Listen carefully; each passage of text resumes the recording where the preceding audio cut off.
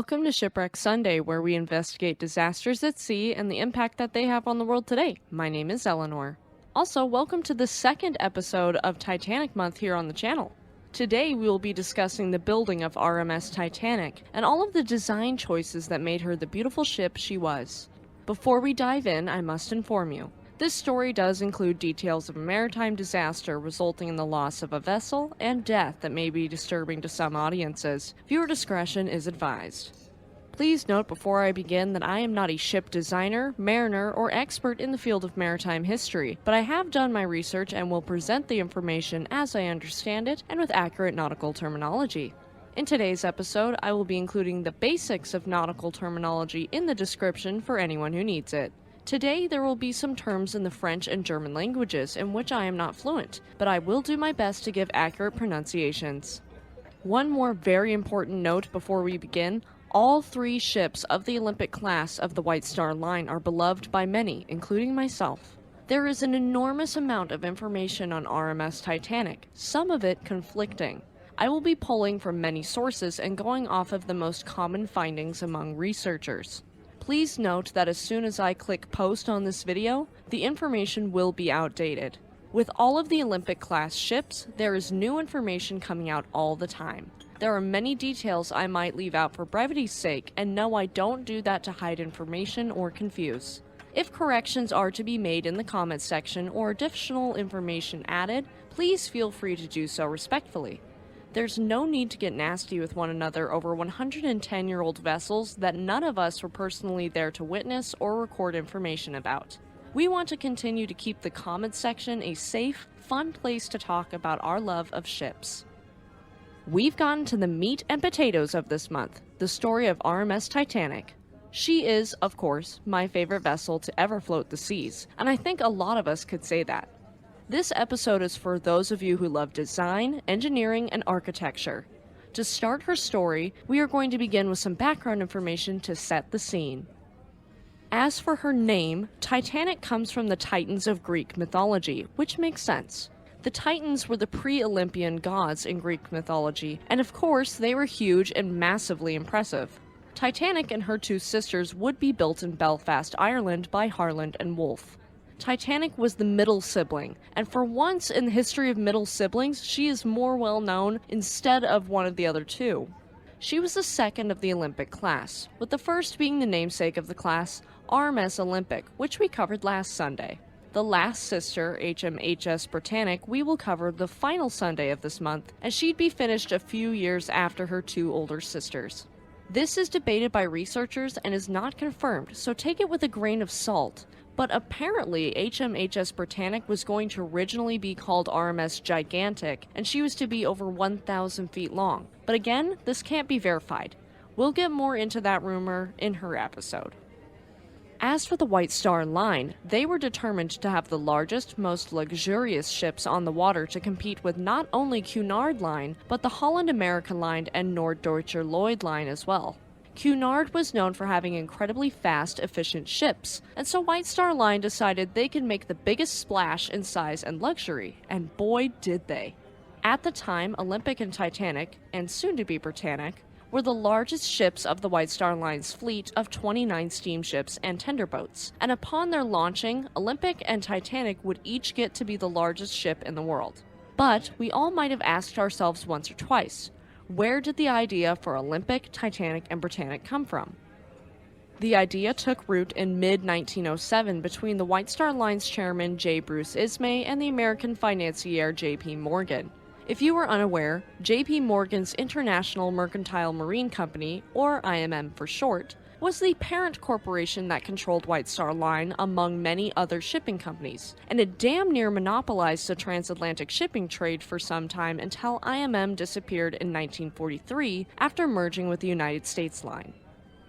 So, to keep Ismay's goal of being the final say in comfort and luxury, the company set out to upgrade their fleet, primarily in response to the gorgeously fast, quote, Greyhounds of the Sea, RMS Lusitania and RMS Mauretania of the Cunard Line, and to also strengthen their hold on the Southampton to Cherbourg to New York City route that had started in 1907. At the time, 4 ships were needed to run this route. However, it was planned that RMS Olympic, RMS Titanic, and RMS Britannic would be fast enough to run a weekly service to and from without needing a fourth sister, but would still be an enormously bougie experience. So, the ships that the Olympic class would replace would be RMS Majestic and RMS Teutonic of the Teutonic class, as well as RMS Adriatic of the Big Four. RMS Oceanic would remain on the route until Britannic could be completed, since the first two sisters would be completed much sooner and Oceanic was a classy ship in its own right. As we know, Titanic was lost on her maiden voyage, and so RMS Majestic would be put back into place. As for her construction, it would be done with Harland & Wolff, who'd had contracts with White Star Line as far back as 1867. They were given a lot of leeway in how to design the three sisters, with the company trusting in Harland & Wolff's expertise. Usually, White Star Line would bring forward an idea to sketch out the general concept of the ship, and Harland & Wolff would run with this and form the design. White Star Line wasn't concerned with the cost for the three Olympic-class liners, granting Harland & Wolff permission to spend what they needed to make the three ocean liners perfect, with the addition of a 5% profit margin. For RMS Olympic and RMS Titanic, the two companies agreed to £3 million to build both, plus a 5% fee and, quote, extras to contract. In 2023, it would cost approximately £274,902,667 to build Olympic and Titanic, so it was an enormous investment. And because of this enormous investment and how important it was, Harland & Wolff assigned their leading designers to the projects. The design was overseen by Lord William James Peary, who was a director for both Harland & Wolff and the White Star Line. Thomas Andrews, the famous naval architect who went down with Titanic, as well as the managing director of Harland & Wolff's design department. Andrews' deputy, who was responsible for calculating the ship's design, trim, and stability, Mr. Edward Wilding. And finally, Alexander Carlisle, who was Harland & Wolff's chief draftsman and general manager. Carlisle was in charge of equipment, general arrangements, and decorations, and this included the ever-important task of efficient lifeboat davit design. For anyone who doesn't know, we will briefly go over what a davit is and what it is used for. A davit is any of various crane-like devices used on a ship for supporting, lowering, and raising equipment such as boats and anchors. They can be operated by electric winches or manually, and their design has changed tenfold since the days of Titanic. Nowadays, you'll typically see electric winches to lower and raise lifeboats. However, almost all davits are difficult or dangerous to operate when the ship is listing past 10 to 15 degrees, though this isn't always the case. We have seen this in many stories, two prime examples being SS Andrea Doria and Costa Concordia, both of which we have covered previously. After about a year's worth of work, the proud designers presented their work to J. Bruce Ismay and other executives of the White Star Line, and Ismay approved of the design. 2 days after this, he'd signed 3, quote, letters of agreement, essentially contracts, to authorize the construction to begin. At this time, the hull which would become RMS Olympic was simply known as number 400, since it was Harland & Wolff's 400th hull they'd laid. Titanic would be based upon a similar but revised design to Olympics, and at this point she was called number 401. Construction finally began on Titanic on March 31, 1909, with her keel being laid down 3 months after Olympics. From keel to launch, it would take 26 months total to build Titanic. At the peak of construction, Harland & Wolff had approximately 14,000 men working on Olympic and Titanic, with the ships almost being built in tandem with one another. It took a little over a year to fully frame Titanic, and after the framing was done, large steel plates were riveted into frame. It took more than 3 million rivets to hold the steel into place, each one pounded in by hand. This is something important to keep in mind. At the time of her building, these rivets were made of wrought iron. However, after examinations done by metallurgist Tom Folk, it was found that some of the samples of these rivets contained 3 times today's allowable amount of slag. Slag is a glassy residue left behind after smelting iron ore, and slag made the rivets less ductile and more brittle than they should have been, and the mushroom-shaped heads of these rivets would have popped off when the iceberg scraped the side of the ship. Keep that in mind for when we go over her sinking next week. Her shell plating would be completed as of October 1910. In the hull, Titanic had 24 double-ended and 5 single-ended boilers, containing 159 furnaces. All of these boilers and furnaces powered 2 massive reciprocating 4-cylinder triple-expansion steam engines for the wing propellers and a low-pressure Parsons turbine for the center propeller, generating roughly 46,000 horsepower. Each boiler was enormous, standing over 2 stories tall. Her 3 propellers were made of bronze, and something important to note is that her propellers are different from Olympic and Britannic. Titanic's propellers were all triple-bladed, whereas Olympic had 2 triple blades and 1 quadruple blade in the center. There's a popular picture that claims to show Titanic's propellers with men in front of it, but don't be fooled. Those are actually Olympic's propellers. Interestingly enough, many of the pictures of the inside of Titanic that we have are actually of Olympic, and this includes every single photo of the iconic grand staircase. Why, you might ask? Because they didn't think Titanic would sink, and so they thought it would be easier and more convenient to only take pictures of the almost identical sister for the time being. As we know from last year's episode on SS Laurentic, the amazing design of the Olympic-class's engines were first tested on SS Laurentic and proved to be fantastic.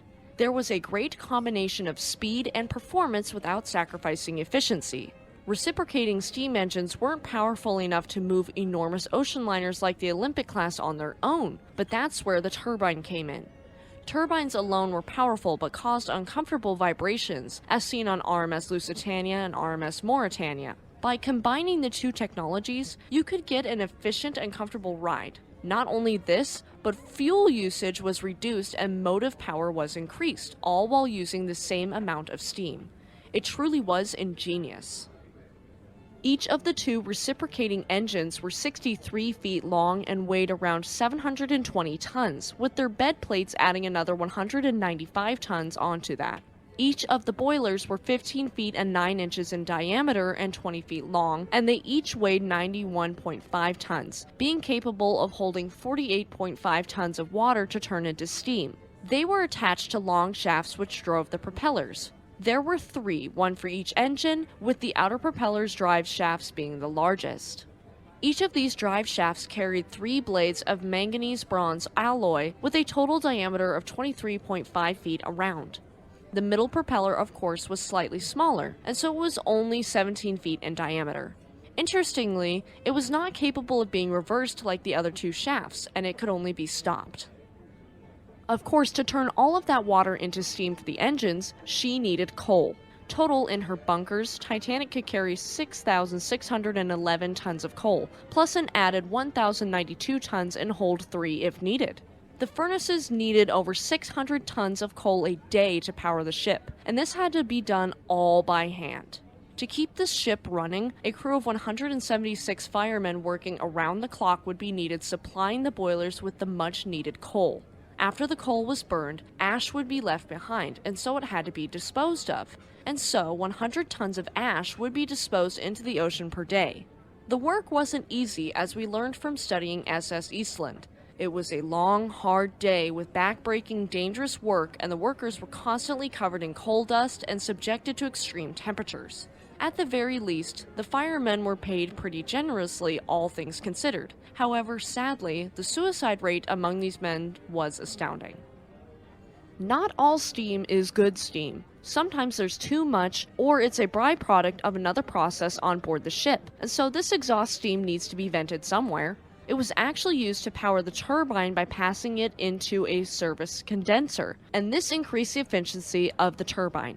It also made it possible to condense the steam back into water and reuse it. All of this steam could power Titanic to a maximum of 23 knots, with an average cruising speed of 21 knots. They called Titanic a floating city at the time, and they really weren't kidding. The electrical plant on board the ocean liner was capable of producing more power than most power stations that serviced cities at the time. Right behind the turbine engine, there were 4 400-kilowatt steam-driven electric generators. These were used to provide electricity to the entire ship for all functions, including hotel functions. As well as these generators, there were 2 auxiliary generators for emergency use only that were only 30 kilowatts, and they were located in the stern of the ship in order for them to remain operational up until the final moments of the ship's sinking. This sadly would prove useful later on as Titanic sank. RMS Titanic also didn't have a searchlight since she was following the ordinance of the Merchant Navy, which banned the usage of searchlights altogether. For all of the Olympic-class ocean liners, they were divided into 16 primary watertight compartments, separated by 15 bulkheads that extended up to D-deck. There were 11 watertight doors that closed vertically and sealed off compartments in case of flooding or an emergency. The ship's decks were made of a mixture of pine and teak, with the interior ceilings being covered in painted granulated cork to fight condensation, and because cork is a very light material. Of the 4 orange and black painted funnels, only 3 were functional, with the 4th added purely for aesthetics and kitchen ventilation. There were 2 masts that were each 155 feet tall, and they were used as supporting derricks for working cargo, with one hoisting the crow's nest. As for steering and maneuverability, Titanic's enormous rudder was 78 feet and 8 inches high, and 15 feet and 3 inches long, weighing well over 100 tons.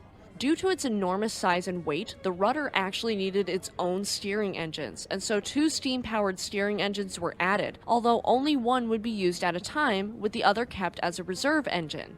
They'd be connected to the short tiller, which is a lever used to steer a vehicle and used primarily in watercraft, through a series of stiff springs. The springs were used to absorb any shock that heavy seas or quick changes in direction could inflict on the steering engines, kind of like shocks on a car. If things got really bad and the crew were in dire straits, the tiller could be moved by ropes that were connected to 2 steam capstans.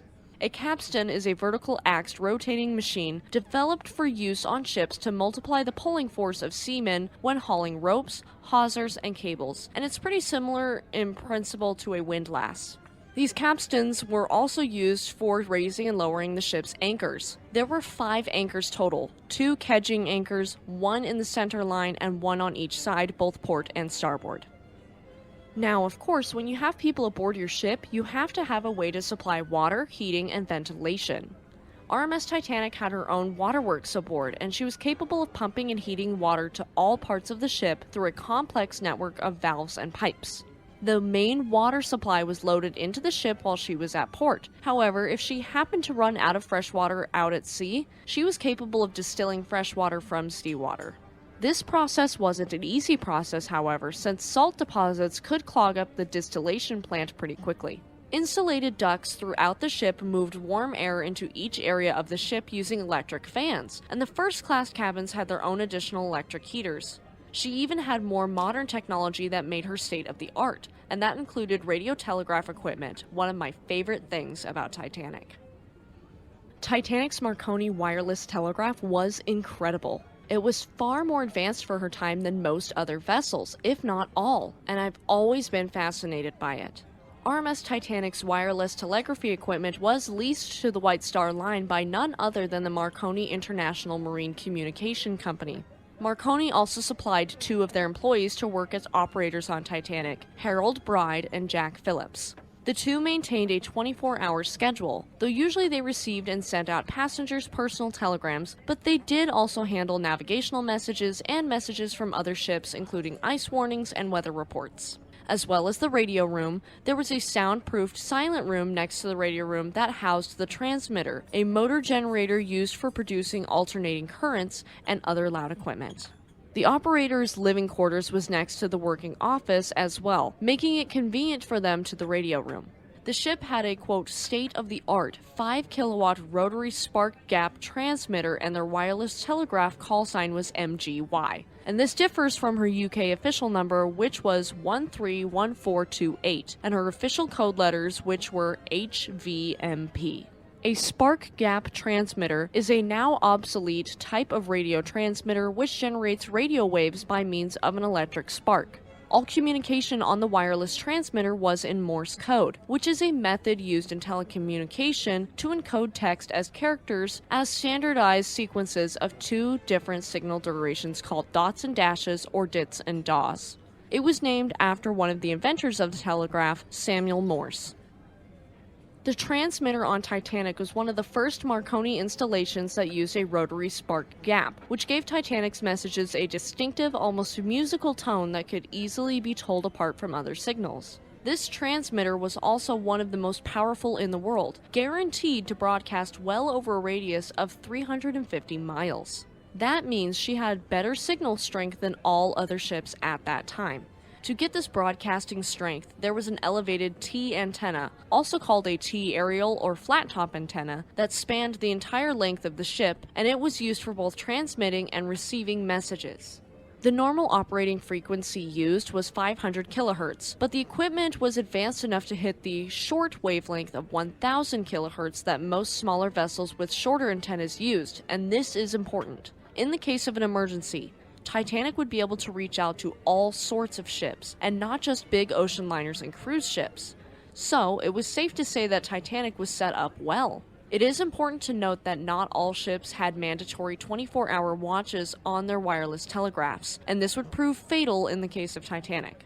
We'll cover that next week. As for her layout, Titanic was 882 feet and 9 inches long, with a 92-foot and 6-inch beam, a height of 175 feet from the keel to the top of the funnels, a draft of 34 feet and 7 inches, a depth of 64 feet and 6 inches, and she spanned 10 decks. She displaced 46,329 gross registered tons for her internal volume, and as for her total displacement, it would be 52,310 tons. She could carry 2,435 passengers and 892 crew for a total of 3,327, though there are sources that claim her capacity was 3,547, so we do have to take that into account. All Olympic-class liners had 10 decks, including the top of the officers' quarters, and passengers were able to access 8 of these decks. From the bottom up, the decks were the orlop decks, and the tank top underneath that were the lowest of the low on Titanic, well below the waterline. The orlop decks were where your cargo space was. The tank top was the inner bottom of the ship's hull, and this is where the ship's boilers, engines, turbines, and generators were kept. It was broken up into the engine rooms and boiler rooms, and passengers, of course, were not allowed in these areas since they were filthy and dangerous. They were connected to the other decks via flights of stairs, and twin spiral staircases near the bow led up to D-deck. G-deck, which was nicknamed the lower deck, was the lowest complete deck, and it carried passengers. It also had the lowest portholes that were just barely above the waterline, and water could lap at the glass frequently. On this deck, there was the traveling post office where letters and parcels were sorted for delivery when the ship docked in New York City, as well as the squash court. Food storage was also on G-deck, and it was interrupted at several spots by orlop or partial decks that laid over the boiler, engine, and turbine rooms. F-deck, or the middle deck, was the last complete deck. It was mostly for the third and second class accommodations, as well as several departments of the crew. The Turkish bath, kennels for the dogs, the swimming pool, and the third-class dining saloon were all on F-deck. E-deck, also called the upper deck, was mostly for passenger accommodations for all 3 of the classes. As well as these accommodations, there were berths for seamen, stewards, cooks, and coal trimmers. Along the length of the deck was a long passageway that the crew called Scotland Road, and this referenced a famous street in Liverpool. Scotland Road was used by the third-class passengers as well as the crew members. The next deck is D-deck, also known as the saloon deck. On this deck were 3 large public rooms, the first-class reception room, the first-class dining saloon, and the second-class dining saloon. There was also an open space for the third-class passengers on D-deck. There were first, second, and third-class cabins on D-deck as well, with berths for the firemen in the bow section of this deck. It was also the highest level that the ship's bulkheads could reach, and after the sinking, the bulkheads on Britannic would reach up to C-deck as a result of the sinking of Titanic. C-deck, also called the shelter deck, was the highest deck to run uninterrupted from stem to stern. There were both well decks on this level, with the aft well deck serving as part of the third-class promenade. Crew cabins were housed below the forecastle on this deck. Third-class public rooms were here just below the poop deck, and in between were the majority of first-class cabins and the second-class library. B-deck, also called the bridge deck, was the top weight-bearing deck and the uppermost level of the hull. The rest of the decks will be located in the superstructure. Here, there were more first-class passenger accommodations, with 6 palatial cabins that had private promenades. There was also the a la carte restaurant and the Café Parisien on this deck for the first class, and both were run by subcontracted chefs and their staff, all of whom perished in the sinking. On this deck, the second class smoking room and entrance hall existed, as well as the raised forecastle of the ship being just forward of the bridge deck, and this accommodated the number 1 hatch, which was the main hatch down to the cargo holds. There were numerous pieces of machinery and the anchor housings on the bridge deck, and aft of this was the raised poop deck, which was 106 feet long. This was used as a promenade by third-class passengers, and it was where many of Titanic's passengers and crew made their last stand as the ship plummeted into the water. The forecastle and poop deck were separate from the bridge deck, with well decks in between. Then there was A deck, also lovingly called the promenade deck, and it was decadent. It extended along the entire 546-foot length of the superstructure uninterrupted, and it was reserved strictly for the first-class passengers to stroll. It also had the first-class cabins, the smoking room, the first-class lounge, the palm court, and the reading and writing rooms. The final deck, the highest on the ship, was the boat deck. The 16 lifeboats and 4 collapsible boats were on this deck. The bridge and wheelhouse were located at the forward end in front of the captain's and officers' quarters. The bridge loomed 8 feet above the deck, extending out to either side so the ship could be controlled easily while navigating the dock. The wheelhouse was in the bridge, and here's where the ship was steered and much of the navigation took place. On the boat deck, there was the entrance to the first-class grand staircase and the gymnasium, both located amidships along the raised roof for the first-class lounge, where the beautiful glass dome we see in the grand staircase was located. In the aft section of the ship was the roof of the first-class smoking room and the much more modest second-class entrance. The wooden deck was divided into 4 sections, strictly segregated to keep crew and the first and second class separate. It was divided into a space for officers, the first class, the second class, and the engineers, with the lifeboats lining the sides of the deck except for the first class section, so that the view of the ocean was uninterrupted.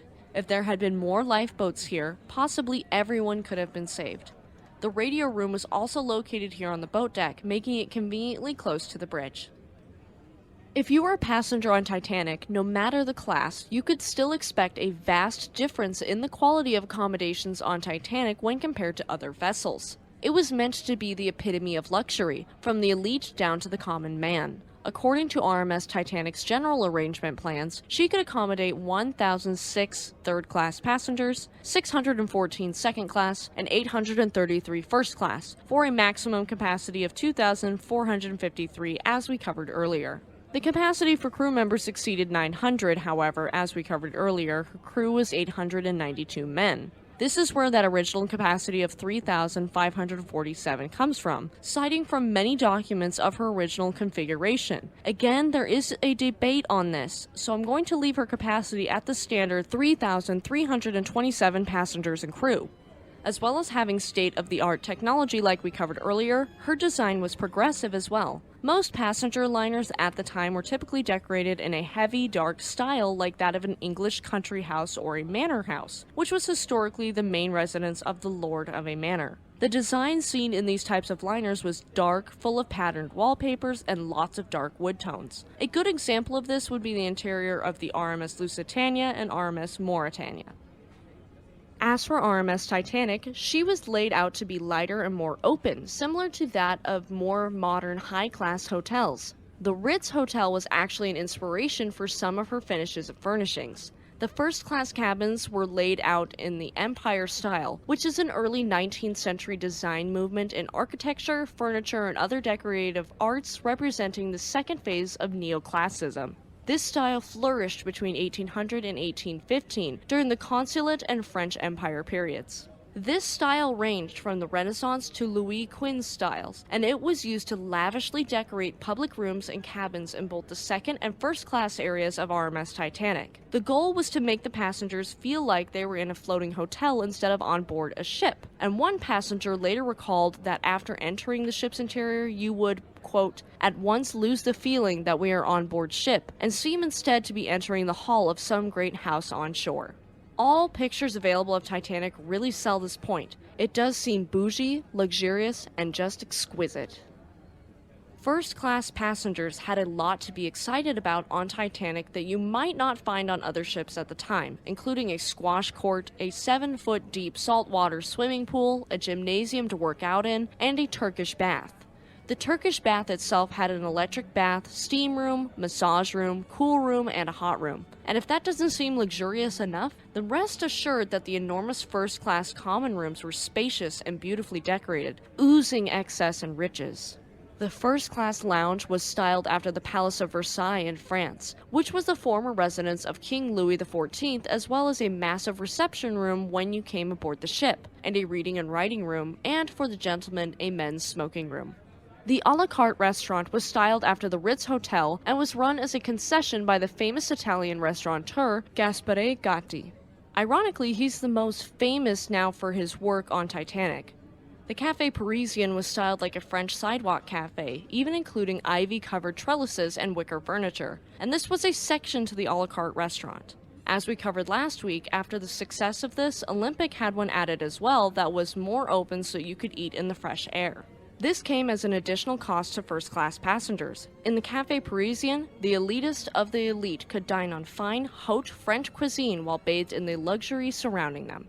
If neither of these restaurants suits your fancy, fret not. The Veranda Cafe, where tea and light refreshments were served in total view of the ocean, was the place for you. I'd definitely be at the Veranda Cafe, enjoying a cup of tea and watching the waves. The dining saloon for the first class on D-Deck was designed by Charles Fitzroy Dall, and the room was massive, at 114 feet long by 92 feet wide, making it as wide as the entire beam of the ship. It was actually the largest room afloat and could seat almost 600 passengers at a time. I've never been on a modern cruise ship, most of which have larger dining rooms, but I can't imagine Titanic's dining room. That is insane to think that it was that big and that beautifully decorated.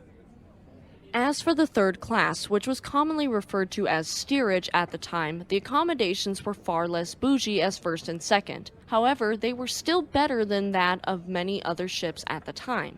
They were still, for the most part, segregated as we saw in earlier ships like SS Atlantic, with single men in the bow, single ladies and families in the stern to protect the single ladies from the single men, though there were plenty of common areas for everyone to mingle freely, and this wasn't upheld as strictly as we saw it to be aboard SS Atlantic. White Star Line was adopting improved standards for the immigrant class because they knew that much of their clientele and profit came from the third class. On most other North Atlantic passenger ships that were contemporaries of Titanic, third class consisted of little more than open dormitories with rows upon rows of bunks in the forward part of the vessel, where hundreds of people would sleep with poor ventilation and inadequate food or toilets. So it would be filthy, hot, and miserable for the entire voyage. As well as this, White Star Line provided small but private comfortable cabins capable of housing 2, 4, 6, 8, or 10 passengers. This was a huge step up for third-class travel, and White Star Line knew what they were providing. The third class also had their own dining saloon, as well as public gathering space such as the open deck space on the poop deck at the stern, the forward and aft well decks, and a large open space on D-Deck that could be used as a social hall of sorts. There was even a smoking room for the third-class men, as well as a general room on C-Deck that could be used as the reading and writing room. They weren't glamorous, but they were still well above par for the time period. All three classes had leisure activities to pass the time at sea. It's boring to just stare at the ocean for a week, so there were amenities like the library, smoking rooms, the gymnasium, and areas for the passengers to socialize and chat on the open decks. There was also areas to relax on the promenades in deck chairs or wooden benches, and there was a roster of sorts posted before Titanic set sail so that the public would know which members of the elite were aboard the ship. Ambitious mothers also would take the opportunity to use the list to pick out well-to-do bachelors who they could introduce their beautiful daughters to in hopes of creating a lasting family dynasty, similar to what we see in James Cameron's Rose DeWitt Bukater Inn. She was engaged to Cal Hockley to set her and her mother Ruth up and save them from the debt her late father left behind. Of course, one of her most distinctive and memorable features was the grand staircase. It was built of solid English oak with a sweeping curve, and it descended through 7 decks of the ship from the boat deck all the way down to E-Deck. After this, it ended in a simplified single flight of stairs on F-Deck. An enormous dome of wrought iron and glass enclosed it, allowing natural light to flood into the space and make it feel light, airy, and large. Off each landing of the staircase, there was access to ornate entrance halls paneled in the William and Mary style, which is a furniture design common from 1700 to 1725. The rooms were lit by ormolu, which is a gilding technique of applying finely ground high-carat gold mercury amalgam to a bronze fixture and crystal light fixtures. Imagine how glittery, light, and gorgeous all of these landings must have been. The uppermost landing on the boat deck had a large wooden panel that contained a clock, and we've seen this in multiple movies. The clock was ordained with figures of honor and glory crowning time around the clock's face. Very sadly, when the ship snapped in two, it snapped through the grand staircase, and thus it was entirely destroyed in the sinking, leaving behind a void in the middle of the ship that modern explorers used to explore all of the different deck spaces. It's been suggested, but not confirmed, so do take this with a pinch of salt, that the entire grand staircase was actually ejected upwards through the dome during the sinking. I have no idea why this would happen, but that's actually terrifying to think about. All pictures we have of the grand staircase are actually of the identical staircase aboard RMS Olympic. Titanic wasn't just meant for ferrying passengers, however. As RMS Titanic, she was a Royal Mail steamer, and this meant that she could carry a substantial amount of mail and cargo with her. She could carry mail under contract with the Royal Mail and for the United States Post Office Department, and so she needed a place to keep all of these valuables. There was 26,800 cubic feet of space reserved for the storage of parcels, letters, and specie, which is a type of bullion, coins, and other monetary valuables. The Sea Post Office on RMS Titanic on G deck was manned by 5 postal clerks. 3 were American and 2 were British. They each worked 13 hours daily, 7 days a week, and they would sort roughly 60,000 parcels daily. Talk about thankless work. When you have people on your ship, you also end up with a lot of baggage, especially for the upper classes. For the first and second class luggage, there was 19,455 cubic feet reserved. However, mail and luggage weren't the only items in the cargo hold. There was regular cargo too. This ranged from food to furniture and even a 1912 Renault Type CE Coupe de Ville motor car. Despite the rumors of riches on Titanic, most of the cargo was just regular old stuff. No gold, jewels, or heart-of-the-ocean necklaces. One of the more valuable things on board, a jeweled copy of the Rubaiyat of Omar Khayyam, which is the 1859 translation from Persian to English by Edward Fitzgerald of a selection of quatrains attributed to Omar Khayyam, was only valued at £405 in 1912, which would be about £59,185 in 2023. As we know from the Senate inquiry into the sinking, there was a claim for the compensation filed with Commissioner Gilchrist for the single most expensive item on the ship, which was a large neoclassical oil painting by French artist Marie-Joseph Blondel, entitled La Circassienne à Bain. The painting's owner was a first-class passenger named Moritz Håkan Bjornstrom Stephenson, a Swedish businessman who had survived the sinking, and he filed a claim for $100,000 to compensate for the loss of the painting. Just for perspective, that would be about $3,059,763 today. To get this cargo on board, Titanic needed cranes, and so she had 8 electric cranes, 3 steam winches, and 4 electric winches to lift all of this cargo, baggage, and parcels into and out of the cargo holds. It's estimated, however not confirmed, that RMS Titanic used around 415 tons of coal in Southampton alone just running these cranes and winches to load the ship and provide light and heat to the crew working before the ship left Southampton. Of everything we've talked about design-wise so far, the most important has to be the lifeboats. Just like her older sister Olympic, which we covered last week, RMS Titanic had 20 lifeboats. She had 2 emergency cutters with a capacity of 40 people each, as well as 4 Engelhart collapsible lifeboats labeled A to D that could carry up to 47 people, and 14 standard wooden Harland and Wolff lifeboats capable of carrying up to 65 people each. This adds up to a grand total of 1,178 seats in the lifeboats. If the ship was fully loaded at 3,327 people, this would doom 2,149 of them. All of Titanic's lifeboats were stowed on the boat deck and were connected to davits by ropes, with the exception of collapsibles A and B.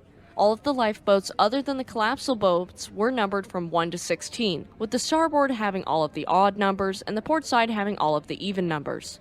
The numbers started with their lowest numerical value and moved upwards as you moved toward the stern of the ship. Both of the cutters were kept constantly swung out and hanging from their davits so they could be launched immediately in case of an emergency. Collapsibles C and D were kept on the boat deck in their davits, immediately behind 1 and 2, respectively. A and B were stored upside down on top of the roof to the officers' quarters, and it made it difficult to launch these by hand due to their weight and the lack of davits, and this would have consequences in the sinking. Each boat carried food, water, blankets, and a single spare life belt. Lifeline ropes attached to the sides of the lifeboats would allow them to save additional swimmers if needed. I'm a geek for davits, so we're going to geek out on them for a minute. And we're going to start by defining them in case you don't know what a davit is. A davit is a small crane on board a ship, especially one of a pair for suspending or lowering lifeboats. Britannic had the coolest davits, and I can't wait to cover those at the end of the month. As for Titanic, she had 16 sets of davits, each able to handle 4 lifeboats as Alexander Carlisle had originally planned for. And this means, dear listeners, Carlisle planned for RMS Titanic to carry up to 64 standard wooden lifeboats. That would have been enough seats for up to 4,000 people. Much more than her actual maximum capacity, and everyone would have been saved. So, why didn't they do that? They didn't want to clutter the deck space and affect the view for the first-class passengers. I don't know if you can feel it, but I just rolled my eyes into the back of my skull so far they may have just gotten stuck. Instead of going the safe route and having up to 64 lifeboats, White Star Line went with the almost bare minimum that the Board of Trade required, capable of saving only 1/3 of Titanic's total capacity. The Board of Trade's regulations required British vessels over 10,000 tons, which Titanic qualifies as, to carry at least 16 lifeboats with 990 seats for people. So we do have to give credit where credit is due and acknowledge the fact that White Star Line did have more than what was required in terms of lifeboats. The reason for this messed up line of thinking is that lifeboats were originally meant to ferry passengers between the sinking vessel and the rescuing vessel, not to keep the entire population of the ship afloat until help arrived. Had SS Californian, which was only about 10 miles away from Titanic, responded to Titanic's pleas for aid, the lifeboats probably could have ferried all of the passengers to Californian as planned. However, as we all know, this did not happen, and this is why ships are required to carry more lifeboat space than there are passengers and have regular lifeboat drills. Due to the enormity of the Olympic class, there was a massive engineering hurdle that Harland and Wolff had to jump. At the time, no shipbuilder had ever attempted such massive ships. The ships were built on Queen's Island in Belfast, which is now lovingly known as the Titanic Quarter. To make room for the slipways needed for the behemoths, Harland and Wolff tore down 3 existing smaller slipways and built 2 large enough for the sisters. At that time, they were also the biggest slipways the world had ever seen. If you're unfamiliar with a slipway, it's also known as a boat ramp, boat launch, or boat deployer, and it is a ramp on the shore by which ships or boats can be moved to and from the water. If you've ever done casual boating at most local lakes, then you may have seen a much smaller version. Slipways for ships can be lowered to allow ships to enter the water easier, and in the smaller version for boats, you can simply back the boat trailer into the water using a truck or SUV that can haul it, detach the boat into the water, and drive off. It's the same concept for Titanic, just in a much larger scale. The construction for the 2 sisters, RMS Olympic and RMS Titanic, took place almost simultaneously as they sat side by side. Olympic, as we know from last week, was first laid down on December 16, 1908, and Titanic would be laid down 3 months later on March 31, 1909. Each ship took roughly 26 months to build, and they followed almost identical construction processes since the ships were nearly identical themselves. Both ships were built this way, but we are going to focus on Titanic's perspective from now on, so keep Olympic in the very back of your mind. Titanic was designed like a big box girder on the water. A box or tubular girder is a girder that forms an enclosed tube with multiple walls, as opposed to an I or H-beam. The keel was supposed to be like the spine of the ship with the frames acting like the rib cage, and at the base, there was a 5-foot 3-inch deep double bottom that supported 300 frames. Each of these frames was between 24 inches and 36 inches apart, with each frame reaching around 66 feet long. The frames went up to B deck, and they'd be covered in the steel plates that created the outer hull of Titanic. The rivets would hold the steel to the framework, with the rivets themselves adding 1,200 tons of weight to the ship. These rivets were either hammered in by hand or by hydraulic riveting machines. On Titanic, there were 2,000 enormous rolled steel plates. Each single sheet weighed 2.5 to 3 tons, was roughly 1 to 1.5 inches thick, and was 30 feet long and 6 feet wide. They were adhered to the hull in a clinkered pattern. We have talked about this in one video in the past, but just to refresh, clinker build is a method of boat building where the edges of hull planks overlap one another. The other popular type of hull construction is carvel construction, where the hull is a smooth surface, and generally it is considered much stronger than a clinker-built hull. Later in the 1990s, experiments were performed to test the strength of the steel used on the hull, and it was found to be weak and brittle when subjected to extremely cold temperatures, much like the ocean waters on April 14, 1912. Though the quality of the material was good, it just wasn't as advanced as shipbuilding is now, and our advancement in shipbuilding and technology is partly due to the sinking of Titanic. Of the last items adhered to Titanic before launching were the 2 side anchors and single center anchor. The creation of these anchors was an utter nightmare to say the least, being they were so large, with the center anchor being the biggest anchor known to man at that point, and it weighed almost 16 tons. To transport this enormous anchor from the Noah Hingley and Sons Limited forge shop near Dudley all the way to Belfast, it took 20 Clydesdale draft horses and 1 sturdy wagon to pull the anchor to the Dudley rail station 2 miles away from the shop. From there, the anchor took a train to Fleetwood before being loaded onto a ship and steaming into Belfast to meet her destined ship. For a little perspective, 1 Clydesdale horse can pull between 2,000 and 8,000 pounds depending upon the size of the horse, so their power cannot be underestimated. For even more perspective, 1 husky can pull 88 pounds. So, to pull the anchor for Titanic, you'd need between 455 and 1,818 huskies to pull the anchor for Titanic to the rail station. That's a lot of fur. If you're wondering why I chose huskies, it's because I have one of my own. Enough about huskies, let's get back to Titanic.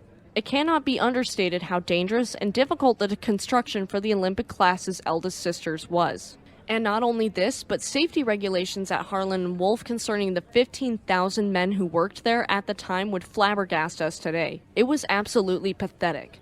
Most of the work was done without safety gear like hand guards or hard hats on the machinery. Not only that, but children in the workforce was common, and so children worked in these conditions as well. During the building of Titanic, 246 injuries were recorded, let alone those that went unnoticed, with 28 being listed as severe. And by severe, we mean legs being crushed under falling pieces of steel or arms being sawed off by machinery. 6 people actually died during the construction and fitting out, with 2 others dying in the shipyard workshops and sheds. Just before the ship was launched, a large piece of wood fell on top of a worker and crushed him, killing him instantly. To me, that's just bad juju going into this ship before she even hits the water. It's eerie to think about. After this unfortunate mishap and the tedious construction, Titanic finally was launched just after lunch at 12:15 p.m. on March 31st, 1909, in the presence of 100,000 spectators, as well as her proud owners, J. Bruce Ismay, Lord Peary, and J.P. Morgan. To prepare the slipway and make Titanic's entrance as easy as possible, 22 tons of tallow and soap were greased on the slipway to ease the ship into the River Lagan. Imagine applying that much soap to a slipway. That is just crazy to me. But it's also genius. Per the White Star Line's traditional policy, Titanic wasn't formally named or christened right then and there during her launching. Any stories about the bottle of champagne not breaking against her hull and bouncing off during her launching is simply just a myth. She was launched without alcohol of any kind involved. She was then towed to the fitting out berth, and she'd spend the next year there getting her engines, funnels, and superstructure placed, and the interior was completed during this time as well. RMS Olympic and RMS Titanic, like I said, were twins. However, they were fraternal for a few major reasons. There were extensive changes to the interior, one of which was the change of B-deck promenade spaces, which weren't popular on Olympic, into first-class cabins, including 2 posh parlor suites with private promenade deck space. The a la carte restaurant was given more space, and they added the Café Parisien, which wasn't a feature on the Olympic. The biggest difference on the outside of Titanic and later Britannic compared to her oldest sister Olympic was a steel screen with sliding windows installed along the forward half of the A-deck promenade to add more shelter for passengers from cold sea spray and wind. This was a last-minute addition to the building plans by J. Bruce Ismay, and because of this and the aforementioned changes, Titanic was substantially heavier than Olympic, making her the largest ship afloat. The last-minute changes alongside pauses in the work and setbacks due to Olympic's collision in September 1911 delayed the launch of Titanic. If Titanic had been launched earlier, it's possible she wouldn't have come into contact with that iceberg. However, we shouldn't blame Olympic for this at all. It's a myriad of factors that went into her delays. After she was finally finished, it was on to sea trials for RMS Titanic. Most of these stories, I tell you, this ship went to sea trials and she passed. Luckily for us with Titanic, we have details of what happened on these sea trials and how they really went.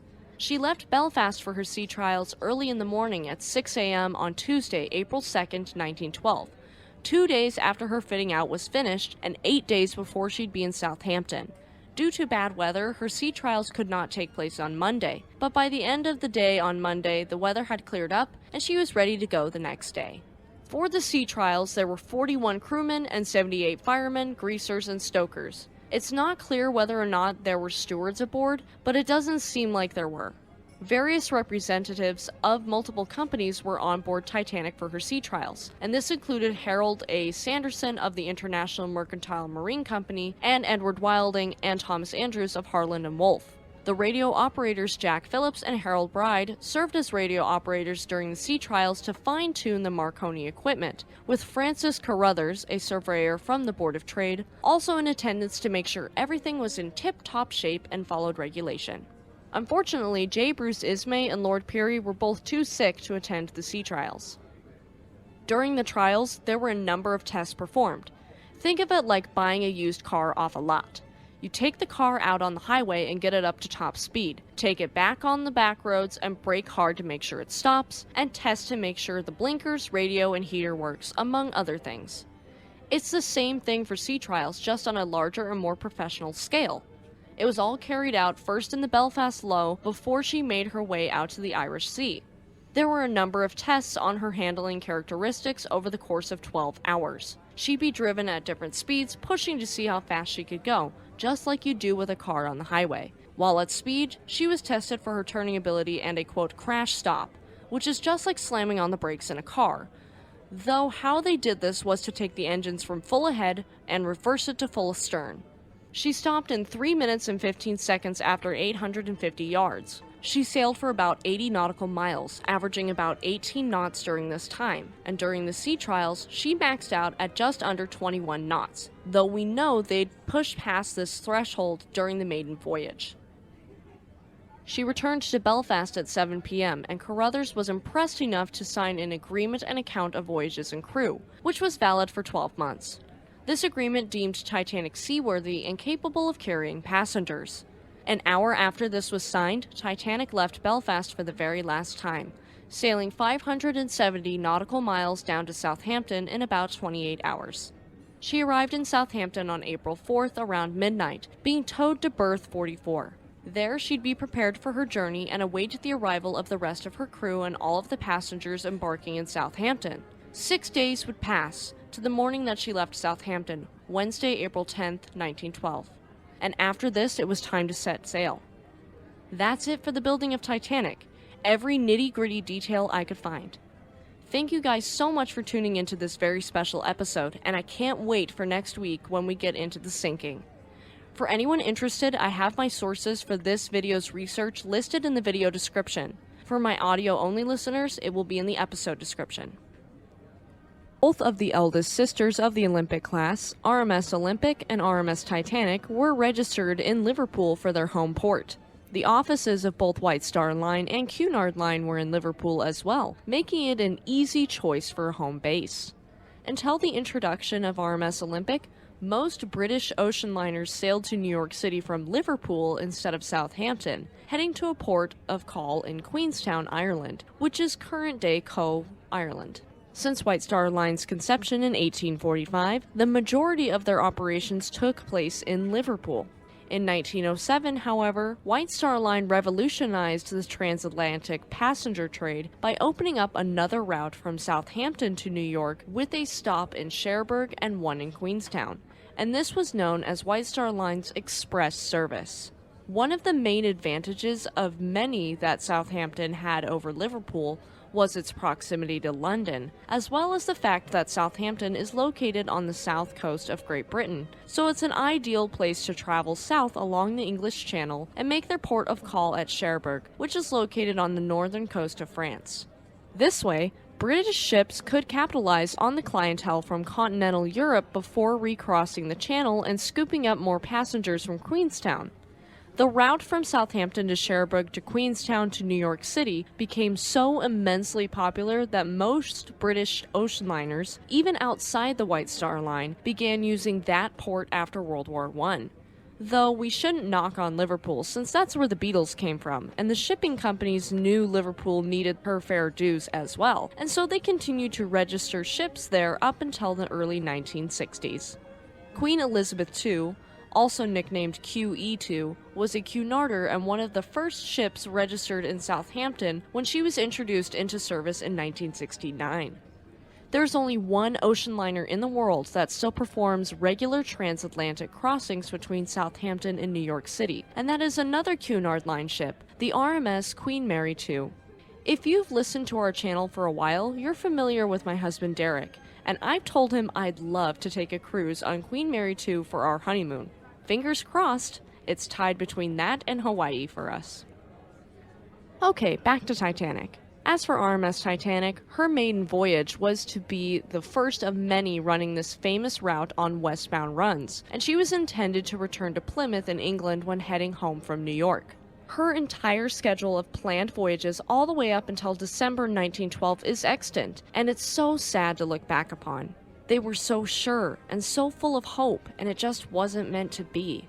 After the route was established, 4 White Star liners were assigned to it before the Olympic class: RMS Teutonic and RMS Majestic from the Teutonic class, RMS Oceanic, and the new RMS Adriatic, the youngest sister in the Big Four.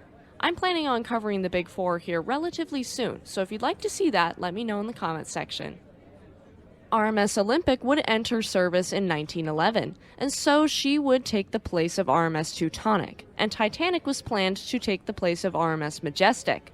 RMS Teutonic would be placed on the Dominion Line's Canadian service after RMS Olympic took her place on the Southampton to New York City route.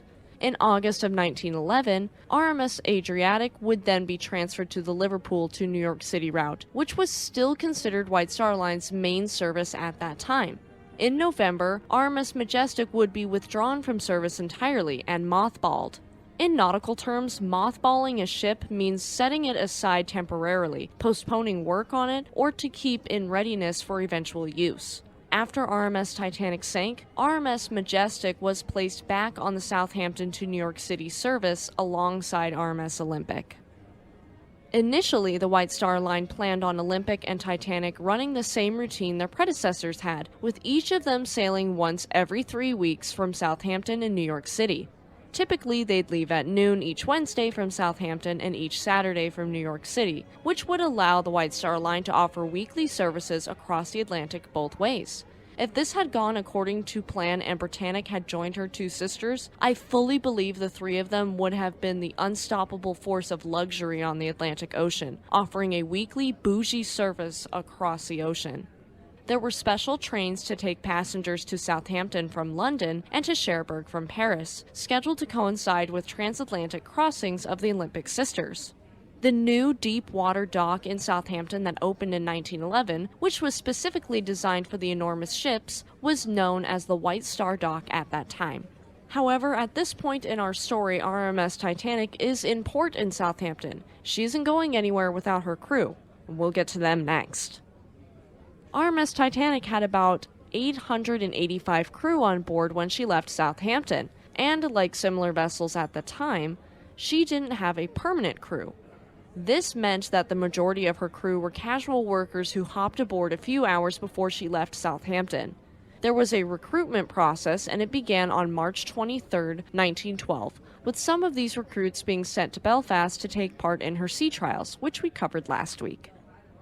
The most senior of White Star Line's captains and the Commodore of the line due to his experience and seniority in the company was Captain E.J. Smith. He'd captained RMS Majestic for many years, and he'd captained RMS Olympic before RMS Titanic, but we covered that in our Olympic episode at the beginning of this month. He'd be taken from RMS Olympic to serve on RMS Titanic, and this was supposed to be his final voyage before he'd retire, which is just heartbreaking when you really sit and think about it. The chief mate of Titanic was another RMS Olympic transfer, Mr. Henry Tingle Wild, with the previous chief mate and first officers being bumped down to first officer and second officer.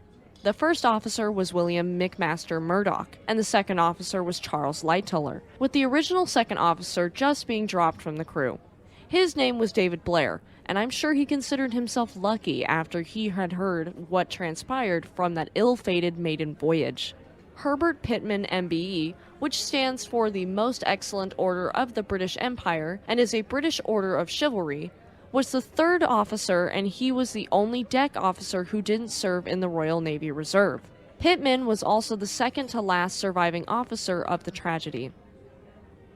If you were part of Titanic's crew, you'd find yourself in one of three principal departments: victualling, which is meal planning, with 494 crew being designated here; engine, with 325 others being designated here; and finally deck, with 66 crew designated for this position.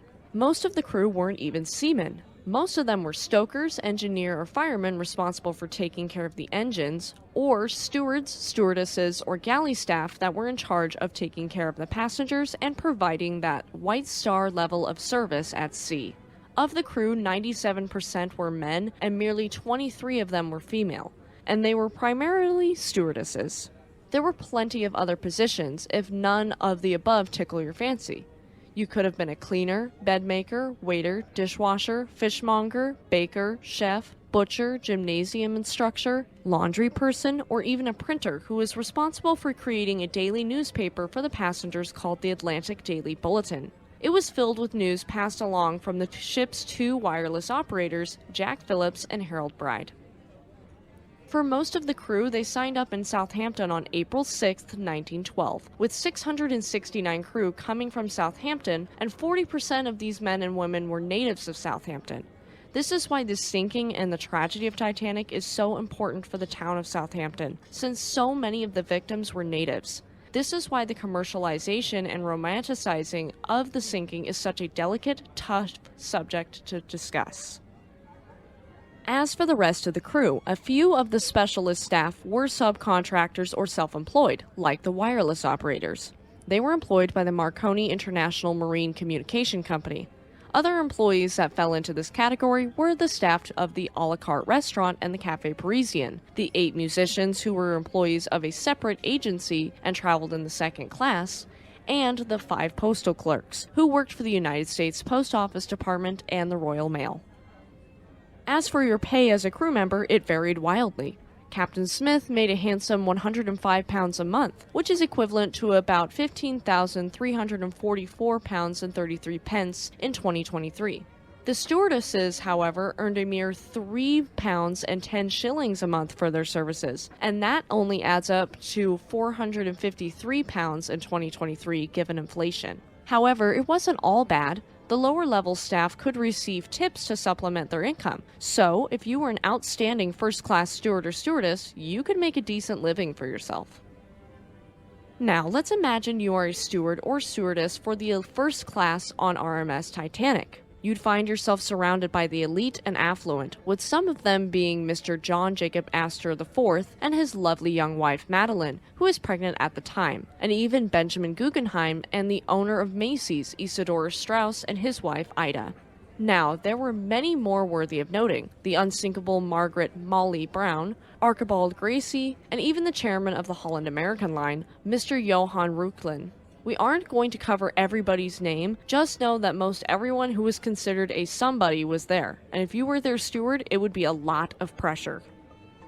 Of Titanic's approximately 1,317 passengers, 324 were in the first class, 284 were in the second class, and 709 were in the third class. Roughly 66% or 869 of these passengers were male, and 34% or 447 were female among all of the classes. There was a total of 107 children aboard, a majority of them traveling with their families in the third class. Surprisingly, for the amount of hype around the launching of this ship, she was considerably under her maximum capacity of 2,453 passengers for her illustrious maiden voyage. Considering the disaster to follow, it was sadly a good thing that there weren't more aboard. Usually, much anticipated luxury vessels like Titanic would have been fully booked, but there was a national coal strike in the UK that caused a huge disruption to shipping schedules in the spring of 1912, and it caused a lot of crossings to be cancelled altogether. So, many passengers destined to cross on Titanic decided to postpone until the strike was over, and it officially finished a few days before Titanic set sail. But by that point, it was too late for those passengers to rebook, and so she was at a smaller capacity. The only real reason Titanic was able to sail during the coal strike was because coal was taken from ships tied up in Southampton and put into her bunkers, like the Inman Line's SS City of New York and White Star Line's RMS Oceanic, and thankfully Olympic had just returned from a journey, and her leftover coal that was being stored at the White Star dock was also added into Titanic's bunkers. There would be a fire in the coal bunkers on board Titanic that might have contributed to her sinking, but we will cover that a little later on. J.P. Morgan, the owner of Titanic and the International Mercantile Marine Company, which owned the White Star Line, was supposed to be on board Titanic, but he canceled at the last minute for some reason.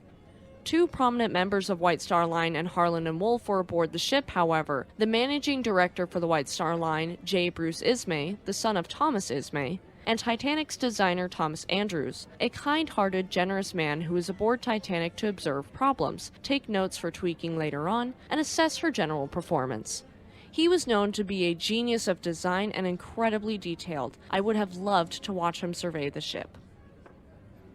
The reason why we don't exactly know how many people were on board and the number is only an estimate is because not everyone who bought tickets boarded the ship, and some were only on board until they got off at one of the two ports of call. Around 50 people canceled for this or that, but who knows if the number of cancellations was higher or lower. As for the fares, they did vary depending upon which class was booked. If you were booking as a first-class passenger, you'd pay about £23, which doesn't sound like much, but that would be about £3,361 and 14 pence in 2023, or even up to £870 in high season, which would be £127,138 and 77 pence in 2023. For the third class, you'd pay about £7 and 5 shillings in 1912. And this is if you paid for your fare in London, Southampton, or Queenstown, and that would be about £1,096 and 2 pence. For comparison, to sail on Cunard's Queen Mary II for an eastbound transatlantic crossing spanning 8 nights would cost between $1,009 and $5,349 per person, depending upon which room you choose. I'm only using Queen Mary II for this comparison simply because QM2 and Titanic are transatlantic ocean liners. The fare is paid, the crew is settled, and finally the passengers have been embarked in Southampton. Finally, dear listeners, it's time to set sail. On Wednesday, April 10th, 1912, at 9:30 a.m., after the crew had settled onto the ship, the passengers started to arrive after the London and South Western Railway's boat train from London Waterloo Station reached Southampton Terminus Railway Station on the quayside, right beside Titanic's berth. The third-class passengers were first, since they were the vast majority on the ship, with first and second class following after this up to an hour before the ship was to set sail.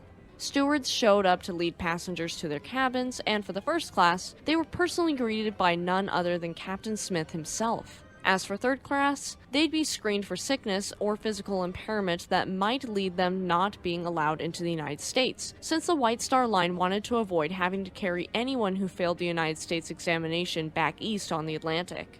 Of the estimated 920 passengers that boarded in Southampton, 494 were in the third class, 247 were in the second class, and 179 were in the first class. And as we know, additional passengers would be scooped up both in Cherbourg and in Queenstown before she'd set out for the open Atlantic, stretching her legs for the first time. As scheduled, Titanic left the dock at noon, narrowly avoiding a collision with the moored liners SS City of New York of the American Line and RMS Oceanic, her destined running mate on the route. The reason for this accident was because of Titanic's massive displacement as she passed by, with a bulge of water in her wake lifting the ships and then dropping them into a trough. SS City of New York's mooring cables could not take the sudden strain Titanic put on them, and they snapped free from the dock, swinging the ocean liner wildly stern first toward Titanic's bow. Luckily, the Vulcan, a nearby tugboat, swooped in and took SS City of New York under tow, saving both ships from a collision. Captain Smith, heart-pounding, ordered the ship's engines full astern at this moment. It was a close one with this brand new ship, and he didn't want another collision on his record like the Olympic and HMS Hawk. The accident was avoided by just 4 feet of distance, and this incident put a delay on Titanic's departure for roughly an hour while SS City of New York was corralled like a loose horse.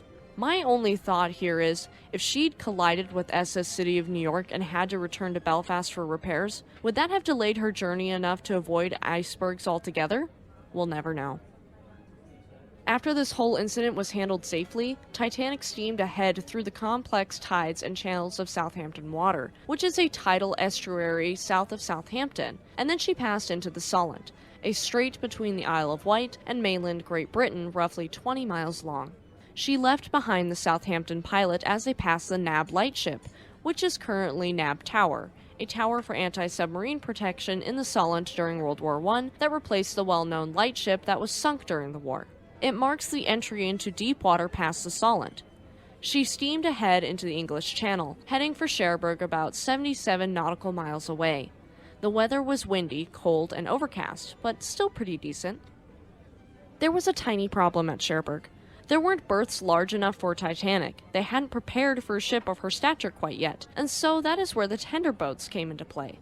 There were 2 tender boats to tend to the Olympic-class liners, SS Traffic and SS Nomadic, the latter of which is still in existence as a museum ship in permanent dry dock in Belfast, Ireland today.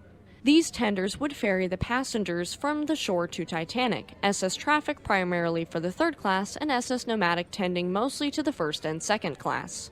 These 2 tender ships were launched shortly after Titanic. Titanic arrived in Cherbourg 4 hours after leaving Southampton, and there she received 270 more passengers via the tender boats, 102 third-class passengers, 30 second-class, and 142 in the first class.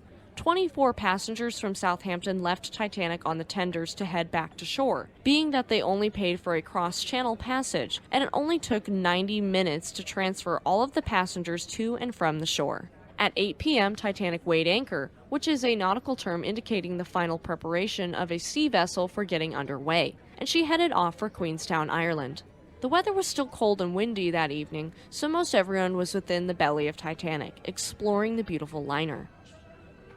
At 11:30 a.m. on Thursday, April 11, 1912, Titanic steamed into Cork Harbour, which is a natural harbour and river estuary at the mouth of the River Lee in County Cork, Ireland on the south coast. It was partly cloudy that day with a brisk wind, but a bit warmer than the day before. It would be an alright day for a stroll along the boat deck if you so pleased. 123 more passengers would cross the gangway onto Titanic in Queenstown, 3 of which were from the first class, 7 from the second class, and 113 were third class. This shows the economic difference between people in England, France, and Ireland at the time, in my opinion. There were many Irish immigrants longing for a better life in America, where they'd sadly faced discrimination there as well, with signs plastered all over businesses stating, "Irish need not apply." Interestingly, President John F. Kennedy, who hailed from Irish heritage, faced discrimination of this sort along with the rest of his family, but as we know, the Kennedy dynasty would prevail in America during the mid to late 20th century. There were passengers who disembarked in Queenstown after only purchasing an overnight passage from Southampton, and there were only 7 of these passengers, one of which being Frances Brown, a Jesuit trainee and a keen photographer who took many beautiful photos of Titanic, including one of her last known photographs. A Jesuit is a member of the Society of Jesus, and it is a religious order of clerics regular of pontifical right for men in the Catholic Church headquartered in Rome, for those who didn't know. As for the last known photograph of Titanic as she steamed away from Cherbourg was taken by another cross-channel passenger, Kate Odell. Derek actually purchased a copy of this photograph for me for Christmas one year, and it hangs in our house. It's a gorgeous, haunting photograph. There was one very unofficial departure of a crew member, a stoker by the name of John Coffey, and he was a native of Queenstown who snuck off the ship by hiding under mail bags that were being taken to shore. After everyone was ashore and the passengers ferried to Titanic were settled, she'd weigh anchor for the very last time at 1:30 p.m., though no one figured this would be the last. She set sail for New York City, full of hope, a ship of dreams. Before we really dive into the sinking, we do have to note what the original plan was. She was supposed to dock at New York Pier 59 on the morning of April 17, 1912, though we all know she'd never make it. She left Queenstown and followed the Irish coast as far as Fastnet Rock, which is roughly 55 nautical miles from Queenstown.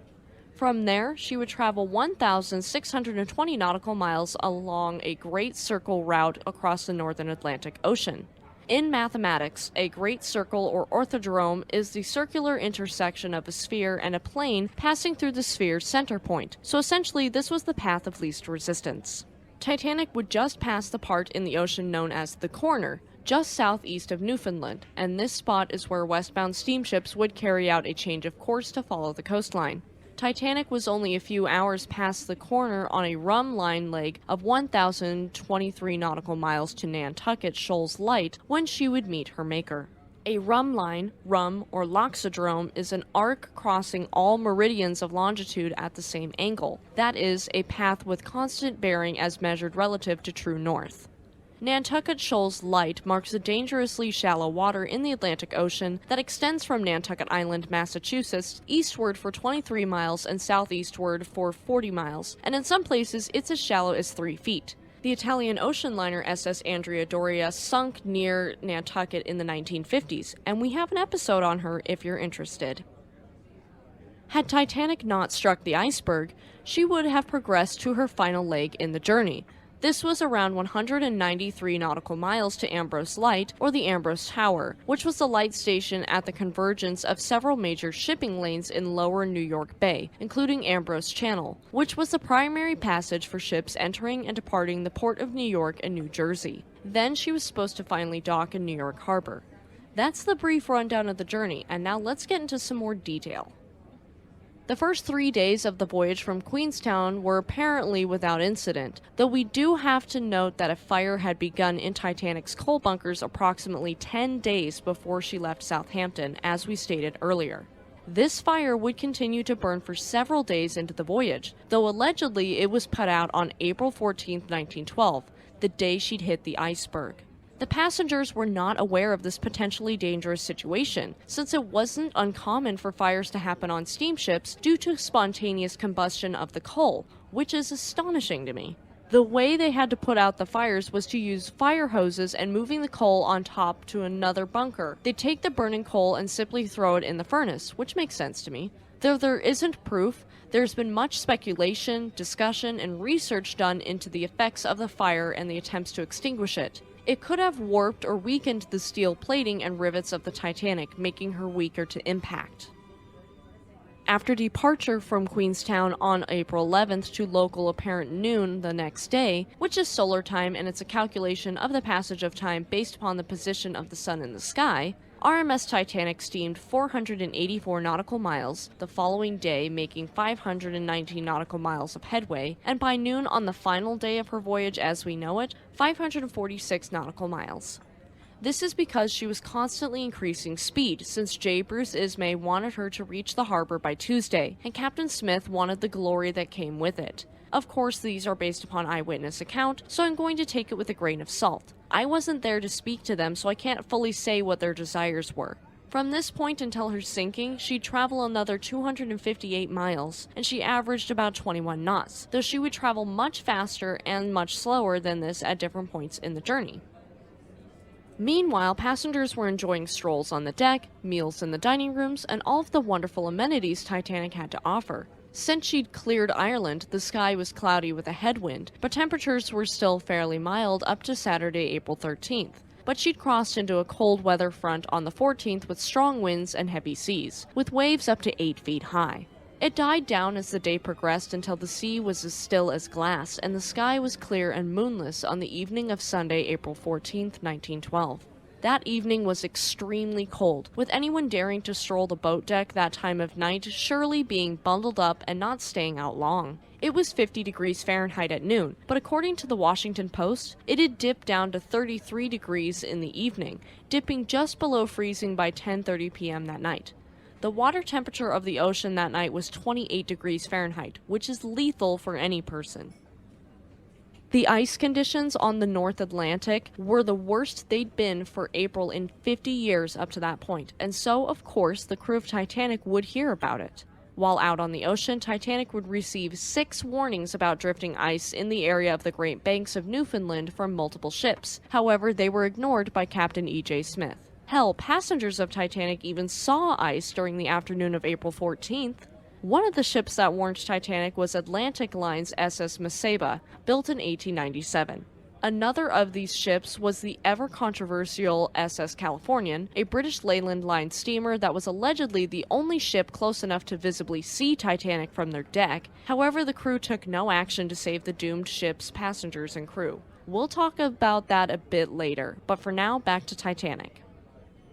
Titanic would continue full steam ahead, which seems reckless to those of us looking back, but it was commonplace at the time. She wasn't actively trying to set a speed record, however, timekeeping was a priority, and ships were pushed to continue at full speed ahead to keep good timing. Again, there is the alleged story that J. Bruce Ismay and Captain Smith were trying for speedy glory, but it isn't confirmed. Ice warnings weren't seen as death sentences, but advisories at the time, and reliance was placed in the hands of the lookouts and the watch on the bridge. We have to note that Titanic left her only pair of binoculars at the dock in Southampton, so her lookouts were at a disadvantage, especially in the dark on calm seas with no moon and going as fast as possible.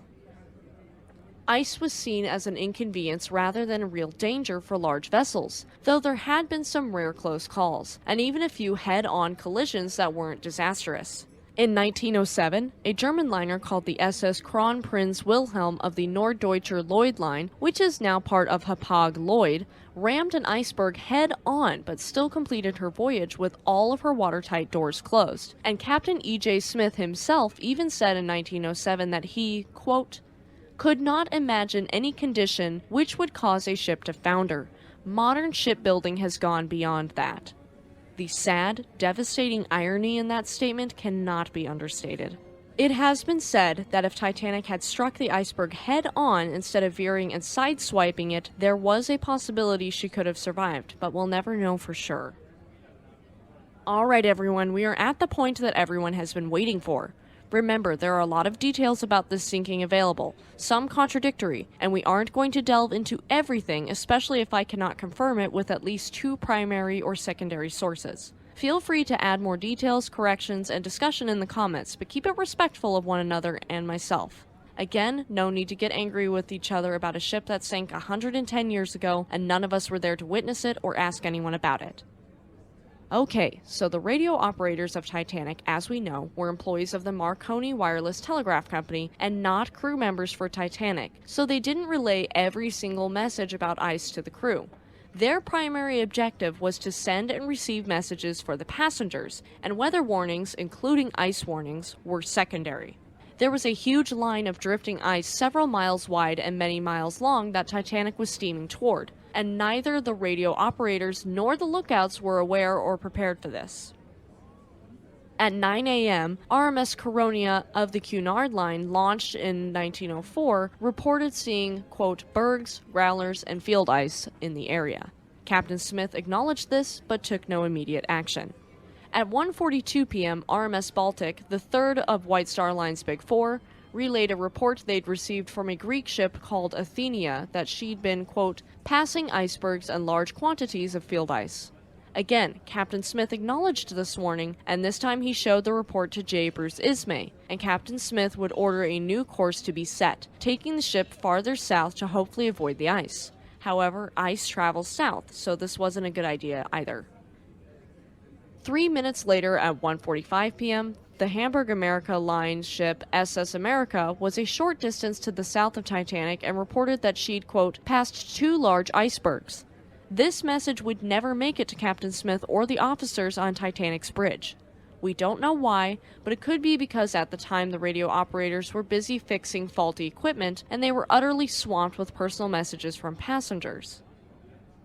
Infamously at 7:30 p.m., SS Californian would report, quote, 3 large bergs, and later at 10:40 p.m. SS Meseba reported the following, quote, saw much heavy pack ice and great number large icebergs, also field ice. Curiously enough, this message never left the radio room. Jack Phillips, who was operating at the time, is assumed to have been so overwhelmed with passenger messages via the relay station at Cape Race, Newfoundland, that he didn't get the message up to the captain. This was also because the radio set, as we said earlier, had broken the previous day, and the operators had to repair it, which meant a backlog of messages that the 2 operators were trying to plow through. I'm going to make an assumption here, don't take this as fact, but if I were Jack Phillips and I was swamped like that, I'd be thinking just one more message and then I'll deliver this ice warning to the bridge. And after multiple times thinking that, I'd forget about the ice warning altogether. I'm not saying that that's what happened in Jack Phillips' case, but that is what I theorize may have happened. Famously, one final warning would come in as Jack Phillips, filled with frustration, was trying to finish his backlog of messages. SS Californian gave one final message for Titanic at 10:30 p.m., stating they'd halted for the night for safety about 10 miles away from Titanic, but Phillips angrily cut him off and signaled back, quote, shut up, I'm working Cape Race. Since the ships were so close to one another, their messages back and forth would have been incredibly loud to their operators, and this probably just pushed Phillips over the edge. Not saying he was right for doing what he did, but it's understandable to a degree. To this, Cyril Evans, the operator aboard SS Californian, shrugged his shoulders and turned in for the night, leaving their wireless station off for the night. It wasn't required at the time to have 24/7 radio communications like it is now, and we sadly have the Titanic disaster to thank for this requirement. The crew, however, was still aware from previous warnings that there was ice in their vicinity, but they continued at 22 knots, only 2 knots shy of Titanic's maximum speed of 24 knots. Although later her speed in icy waters would be criticized and considered reckless, it was reflective of standard maritime practice in 1912. You didn't slow down, you had a schedule to keep, and that was more important than the potential of sinking due to ice. According to the 5th officer, Mr. Harold Lowe, the custom was to, quote, go ahead and depend upon the lookout in the crow's nest and the watch on the bridge to pick up the ice in time to avoid hitting it. As we know, that was a very bad idea, and many would pay the price for this.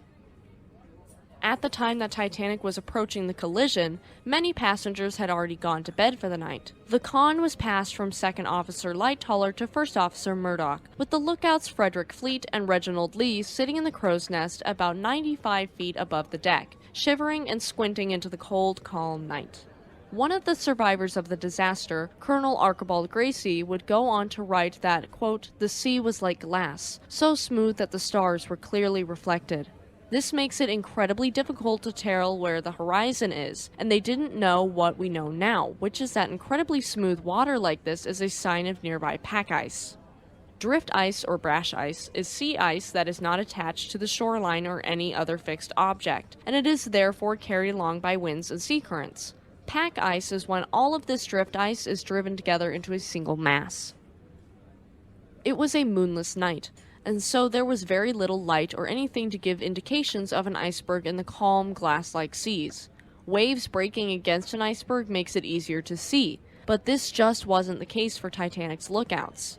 Though the binoculars were left in Southampton, and this just makes life harder for the lookouts, there are some sources that claim the binoculars wouldn't have helped anyway because of the intense darkness, other than the thin starlight and the light bouncing off the water from Titanic herself. Everyone was aware of the ice, since Lightoller had told everyone to, quote, keep a sharp lookout for ice, particularly small ice and growlers. I admire Lightoller for his heroism during the sinking and for warning the crew, but we do have to give Murdoch due credit. Some stories villainize him, even James Cameron's 1997 movie to a degree. He was an experienced seaman and made what he believed was the best decision. At 11:30 p.m., Fleet and Lee were squinting out into the ocean when they saw a slight haze on the horizon. They didn't make much of it, assuming it was nothing. According to some researchers, this was a mirage caused by the cold waters mixing with the warm air, causing an almost foggy haze. It's similar to a mirage of water in the desert when you look far ahead of you into the distance. It's believed this happened when Titanic entered what is called Iceberg Alley, which is also the Atlantic marine ecozone that stretches from the Davis Strait to encompass the Grand Banks, to the Avalon Peninsula on the shores of Newfoundland. The mirage would have resulted in a perception of a raised horizon, which essentially blinded the lookouts from spotting anything far away from them, even if they had the binoculars. This is why it took 9 more minutes at 11:39 p.m. for Fleet and Lee to spot the iceberg directly in the path of RMS Titanic, and here the fate for the ship of dreams aligned. Fleet, being the first to spot it, immediately rang the lookout bell 3 times and used a telephone in the crow's nest to phone the bridge. 6th Officer James Moody picked up the phone and Fleet desperately asked, "Is there anyone there?"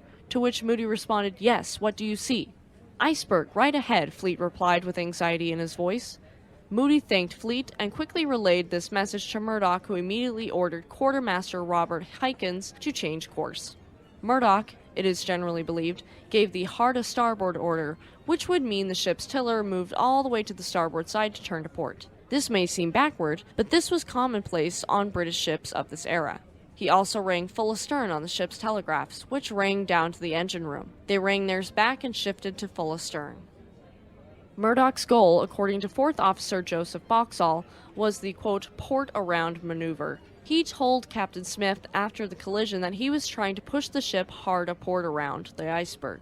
This meant he was trying to do what Captain Scatino was attempting and failed with Costa Concordia. He was trying to first swing the bow around the iceberg and then the stern to keep the ship from hitting it at all. However, there was a delay before either order went into effect naturally because people aren't instantaneous, and it took up to 30 full agonizing seconds for the steam-powered steering mechanism to actually turn the tiller. There was also the complex task at that time of setting the engines into reverse that would have taken some time, no matter how fast the crews in the belly of Titanic worked. The center turbine could not be reversed, so this and the central propeller were stopped altogether, and they were positioned directly in front of the ship's rudder, which reduced the effectiveness of the rudder and her turning capabilities. If Murdoch had continued full steam ahead and tried this port-around maneuver, Titanic might have missed the iceberg by a few feet, but again, we'll never know. There's evidence supporting the fact that Murdoch might have simply just signaled the engine room to stop, not reversed, with lead fireman Frederick Barrett later testifying that the stoplight came on, but even that order couldn't be executed completely before disaster struck. Titanic narrowly avoided a head-on collision, however her starboard side scraped the side of the iceberg, rumbling and vibrating the entire ship for around 7 seconds as a long, jagged underwater spear of ice cut into Titanic. The iceberg actually punctured the ship by buckling the plates and popping off her rivets, allowing an enormous gash about 300 feet in length, about 10 feet above the keel, to be torn into the ship, at least according to a writer at the time. According to a British inquiry following the disaster, the chief naval architect for Harland and Wolff, Edward Wilding, calculated the basis of the observed flooding of the forward compartments 40 minutes after the collision, and based upon these calculations, he testified that the area of the hull opened up by the iceberg was, quote, somewhere about 12 square feet, and he'd go on to say that, quote, I believe it must have been in places, not a continuous rip. This means that it was like a dotted line, opening here and there along the scrape, but not in one giant cut. The findings in the inquiry, which we will cover more extensively next week, state that this gash was over 300 feet, and the writers took this vague estimate and ran with it. Of course, with modern ultrasound surveys of the wreckage, it's been found that the actual total area was only about 12 to 13 square feet, which is close to what Wilding found. According to Paul K. Mathias, the man who actually did these measurements, the gash in the side of the ship was actually a, quote, series of deformations in the starboard side that start and stop along the hull, about 10 feet above the bottom of the ship. That means that the estimations back in 1912 were pretty damn accurate. The longest of the dotted rips in the hull measures roughly 39 feet, and according to research, they followed pretty closely to the line of the hull plating. Because of this, it's assumed that rivets popped off the line of this hull plating, and that's what allowed all of that water to spill in. The rivets and the plates along the stern and bow were held together with double rows of wrought iron rivets, which were potentially near their stress limits before the collision due to the fire we covered earlier, and the high slag content we covered last episode in the Building of Titanic. However, we have to take this with a grain of salt, because Olympic was of the exact same construction, and she took part in numerous collisions and didn't sink. She even rammed and sank U-103 with her bow, and the worst thing that happened was the twisting of the stem and the hull plates on the starboard side being buckled, with the hull's integrity still intact. And she didn't sink, as we know from the first episode of this month. All of this evidence was pointed out by a retired archivist for Harland and Wolff named Tom McCluskey, and it's definitely something to take into consideration. We may never know exactly what caused Titanic's hull to cave in the way it did, since so many factors went into the sinking. Chunks of ice fell from the iceberg onto the forward decks, making for a hefty souvenir for a short time for some of the gleeful, blissfully ignorant passengers. Roughly 5 minutes after impact, all of Titanic's engines were fully stopped, and this left her slowly drifting south in the Labrador Current, facing north. She struck the berg at approximately 11:40 p.m., and she'd be under the water by 2:20 a.m. on April 15, 1912. Above the waterline in the first-class dining saloon, there was little evidence that there might have been a collision. The stewards noticed a shudder, and they assumed the ship might have lost her propeller, some betting they'd be heading back to Belfast. Many surviving passengers in all three classes claimed to have felt at least a bump or shudder, one simply stating it felt, quote, just as though we went over about 1,000 marbles. None of them knew what had happened at this point, and they really wouldn't until it was too late. On the lower decks, which were closer to the site of impact, you'd feel it a lot more. An engine oiler named Walter Hurst said he was, quote, awakened by a grinding crash along the starboard side. No one was very much alarmed, but we knew we had struck something. According to fireman George Kemish, he heard a, quote, heavy thud and grinding tear sound from the starboard hull.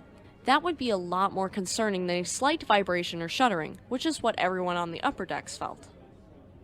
At an estimated rate of roughly 7 long tons per second, water flooded into Titanic, which is unfortunately 15 times faster than the pumps of 1912 could pump the water back out. Leading stoker Frederick Barrett and second engineer J.H. Hesketh were hit by a jet spray of icy Atlantic water in the number 6 boiler room, and managed to escape just before the room's watertight door closed.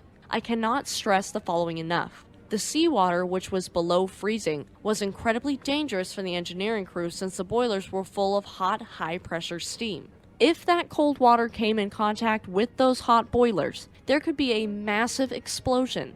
Immediately, the stokers and firemen were ordered to reduce the fires and vent the boilers up through the funnel venting pipes to release the pressure, and by the time they finished, they were up to their waists in freezing water. On the boat deck, the sound of steam hissing out of the funnels was deafening.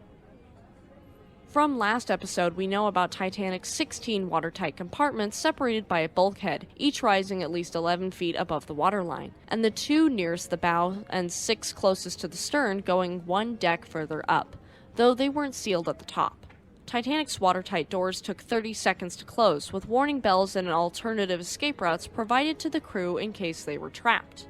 To close these walkways off, on the orlop deck, F deck, and E deck, the doors closed horizontally and were manually operated, and they could be closed either at the door itself or from the safety of the deck above it. She could remain afloat, with 4 on one side flooded. Unfortunately, 6 were breached, and so like water flowing from one compartment in an ice cube tray to the next, it would continue to flood until she foundered. She'd suffered damage to her forepeak tank, the 3 forward holds, number 6 boiler room, and part of the number 5 boiler room. She was doomed, but no one knew it yet. Captain Smith was shaken awake in his cabin by the impact, and surely some expletives went through his head, as they would have mine. Immediately he dressed himself and sped up to the bridge to assess the situation, and once he'd heard what had happened, he called upon Thomas Andrews, the man who knew RMS Titanic the best. The ship was already listing 5 degrees to the starboard side and 2 degrees down by the head, meaning her bow was dipping 2 degrees, within the first few minutes after the collision. Thomas Andrews and Captain E.J. Smith went below decks to investigate the damage, and they found the forward cargo holds, the mailroom, and the squash court were completely flooded, with water already spilling forward from there. The number 6 boiler room was filled up to a depth of 14 feet already, and water was spilling over the bulkhead into the number 5 boiler room. There, the crewmen were fighting to the death to pump the water out. The 2 men, surely pale by the sickening sight, retreated back up to the bridge. After 45 minutes, Titanic had already taken on at least 13,500 long tons of icy seawater, and it was more than her ballast and bilge pumps could take. The total pumping capacity of all of her pumps combined was only 1,700 long tons per hour, and so there was no way they could catch up. All they could do was buy time, and buy time the engineering crew would. Thomas Andrews did the calculations and informed Captain Smith that the first 5 compartments were completely flooded, and so Titanic would sink. There was nothing that could be done. According to his calculations, she'd stay afloat for no longer than about 2 hours from the time he broke the news, and he was pretty much right on the money. I don't know about you guys, but I feel so sad right now. At this point, only you, me, Captain Smith, and Thomas Andrews know Titanic is sinking. All of the other victims have no idea tonight will be their last. From the time she struck the iceberg to her final second afloat, at least 35,000 long tons, if not more, of water flooded into the beautiful ocean liner. This doubled her displacement from 48,300 long tons to well over 83,000 long tons. That is insane. It wasn't at a constant pace, flooding rapidly at times and slowly at others. The distribution of the flooding was uneven as well because of the configuration of her compartments as they flooded, with the listing first beginning on the starboard side as that side flooded first. After the flooded passageway at the bottom of the ship completed, the listing evened out for a short time, before the ship began to list to the port side up to 10 degrees as that side began to asymmetrically flood. Rapidly, the bow of Titanic would dip toward the water by 4.5 degrees in the first hour of the sinking, which doesn't seem like much, but that is alarming.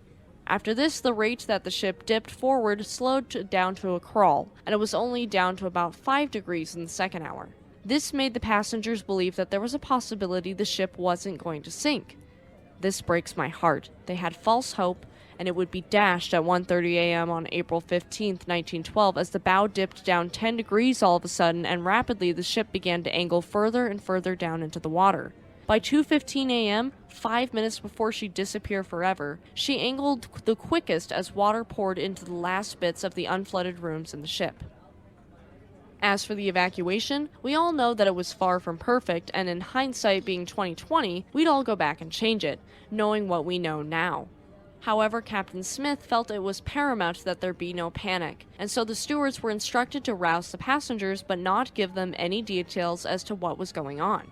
At 12:05 a.m. on April 15th, Captain Smith ordered the crew to prepare the ship's lifeboats, uncovering them and swinging them out. He also ordered the stewards to rouse the passengers and have them don their lifebelts. At this point, passengers were already stirring, curious as to why the engines that had been purring constantly and lulling them to sleep were now stopped. Captain Smith told the radio operators to get distress signals out, though he wrongly told them their position was on the west side of the ice belt and directed any rescue ships to a position about 13.5 nautical miles away from where they really were. Here's where SS Californian comes in. She was allegedly close enough to see RMS Titanic from where they were stopped, but the radio operator had gone to bed. According to Walter Lord's book, A Night to Remember, they had signaled to Titanic with their Morse lamp on the deck of the ship, but Titanic either didn't see it or know how to respond. They would have been close enough to see the distress rockets, but they didn't react. Both inquiries into the sinking found that SS Californian could have saved many lives had they reacted, and so the inaction of the crew and their captain Stanley Lord were declared reprehensible. We do have to note that in 1992, the UK government's Marine Accident Investigation Branch re-examined the case, concluded that due to the limited time available, the effect of Californian taking proper action would have been no more than to place on her the task actually carried out by Carpathia, that is, the rescue of those who escaped. No reasonably probable action by Captain Lord could have led to a different outcome of the tragedy. SS Californian would be sunk on November 9, 1915 by SM U-34 and U-35 during World War I. I'm no expert and I have not re-examined the case myself, but from my point of view, I would have to sorely disagree. However, we'll never know. Deep in the heart of Titanic, water was steadily coming in. The mailroom was beginning to flood, and so the mail sorters tried their best to save 400,000 parcels on Titanic, but it was no use. Somewhere else, deep in the belly of the ship, air was hissing as it was being forced out by water rushing in, and above the mailroom, stewards could be heard going door to door, waking the passengers and crew, and urging them to head to the boat deck. At this time, there was no PA system to get a message out quickly, so it was up to the fleet of stewards and stewardesses. At about 12:15 a.m., the stewards began their rounds to wake the passengers. If you were in first class, you could expect your steward or stewardess to not only wake you, but assist you in putting on your life belt and to get dressed, and even escorting you and assisting you with your children to the boat deck. These stewards and stewardesses didn't have as many people to care for, so their attention could be entirely devoted to you. The stewards in the second class would rouse you by knocking on your door, telling you to don your life belt, and to get to the boat deck with little to no explanation. But it was much better than if you were in the third class. There was a higher volume of people for these stewards, so you were lucky if there was shouting to put on your life belt and a bang on the door. But good luck getting any sort of explanation. And if you didn't speak English, you were unlikely to know what's going on. Much of the third class was roused simply by the ruckus going on around them and figured it out from other passengers, so it wasn't very well organized the further you went down into the ship if you were a passenger. Not only was the spread of information spotty, but many passengers and crew were hesitant to come up on deck. They believed they were safer on the massive Titanic rather than tiny little boats, and it was cold outside. They'd rather stay in their warm beds. If you were a passenger, you were told it was a drill or just a precaution, but you didn't know it was sinking. If you were keen enough, you might have noticed a list like a few of the other passengers around you. Imagine you're standing on the deck, looking around at the scene. Officers and crewmen are readying lifeboats and discussing with one another in hushed tones. Other passengers stand around near you, shivering and rubbing their arms with their palms, and stewards assist the first-class passengers up onto the deck. Some of the other passengers have started an impromptu game of association football, known as football or soccer in America, with the ice on deck and seem to be having a grand time. It's hard to hear anything because of the loud, low-toned hissing of high-pressure steam coming from the funnels from the boilers. A fellow passenger, Lawrence Beasley, described the sound as, quote, a harsh, deafening boom that made conversation difficult. If one imagines 20 locomotives blowing off steam in a low key, it would give some idea of the unpleasant sound that met us as we climbed out on the top deck. You look over and see crew using hand signals with one another since it's impossible for them to communicate otherwise. There's a total of 20 lifeboats, as we covered last episode, with 8 regular lifeboats on each side as well as 4 collapsibles. This can accommodate 1,178 passengers, which is just barely half of the amount of passengers around you. As we know from last episode, they never planned on using the lifeboats to hold the entirety of the population on the ship, but merely to ferry the passengers from the sinking vessel to the rescue vessel, which would surely be here soon, right? Wrong. While you stand on deck in the cold, shivering and wondering what's going on, Captain Smith is dealing with his own nightmare on the bridge. If you didn't know, Captain Smith was an incredibly experienced seaman at this point in his life, and he'd already served 40 years at sea, which included 27 years in command. This was the first deadly crisis of his career, since the collision of RMS Olympic and HMS Hawk wasn't this serious. He knew that even if all of the boats were completely full, well over 1,000 people, including himself, would more than likely die. There's 2 scenarios for how he acted after all of this sank in. According to several sources after the sinking, in one scenario you'd see Captain Smith on deck, but he would seem rigid and indecisive, his face pale and eyes glued to the water with a sense of impending doom.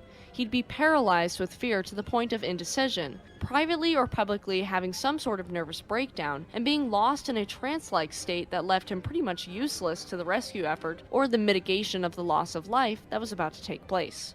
We saw this interpretation in James Cameron's Titanic film. However, the other passengers around you swear they saw Captain Smith entirely differently. He was cool and calm, taking charge of the evacuation.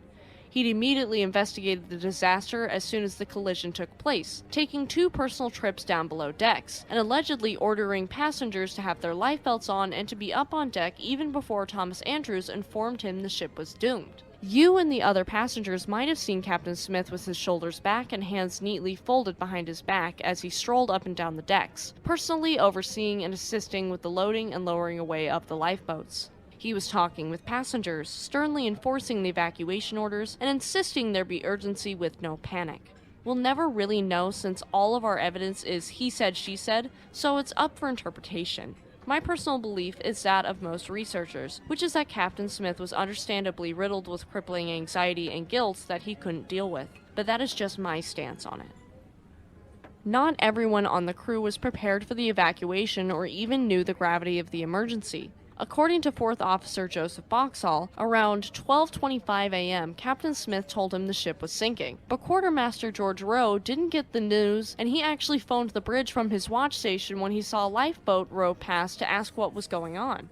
Everyone was unprepared for the emergency, but that's even scarier when the crew isn't prepared. Lifeboat training was extremely minimal, with the only training that happened before the sinking was a drill, if you could call it that, while the ship was docked in Southampton. It was just 2 boats being lowered, each with 1 officer and 4 men in it, and they just rode around the dock for a few minutes before returning to Titanic. There was actually a lifeboat drill scheduled for the morning of Sunday, April 14, 1912, but for unknown reasons, Captain Smith canceled it. Other than the wimpy lifeboat drill in Southampton, none had been done, and certainly not with the passengers. The lifeboats were supposed to be loaded with provisions, but much to the shock of the passengers, they were scarcely stocked with anything even though the ship's chief baker, Charles Yoffin, and his staff had attempted to fully stock them with hot, fresh bread and other goods. That would be disconcerting, to say the least. The crew could have been prepared. You might be saying, Elinor, we know that, and believe me, it seems like there's a million reasons why they should have been, but let me give reason number 1,000,001. There were lists posted in cruise areas on the Titanic that detailed which crew members were assigned to which lifeboat muster stations, but of course, with everything going wrong in this story, we have to add something else. It seems that very few, if any, of the crew actually paid any attention to these lists or knew what they were supposed to do. It doesn't help that most of the crew were not seamen, and some didn't even know how to row a boat before the evening of April 15th.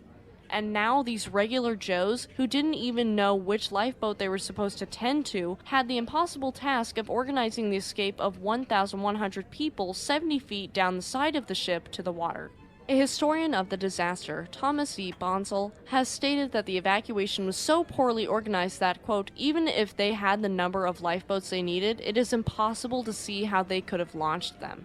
And this is given the poor leadership, the slow start almost an hour after the collision before the first boat even hit the water, and the inexperience of the crew. Not all of the lifeboats on Titanic would even be successfully launched before she went under, though most were.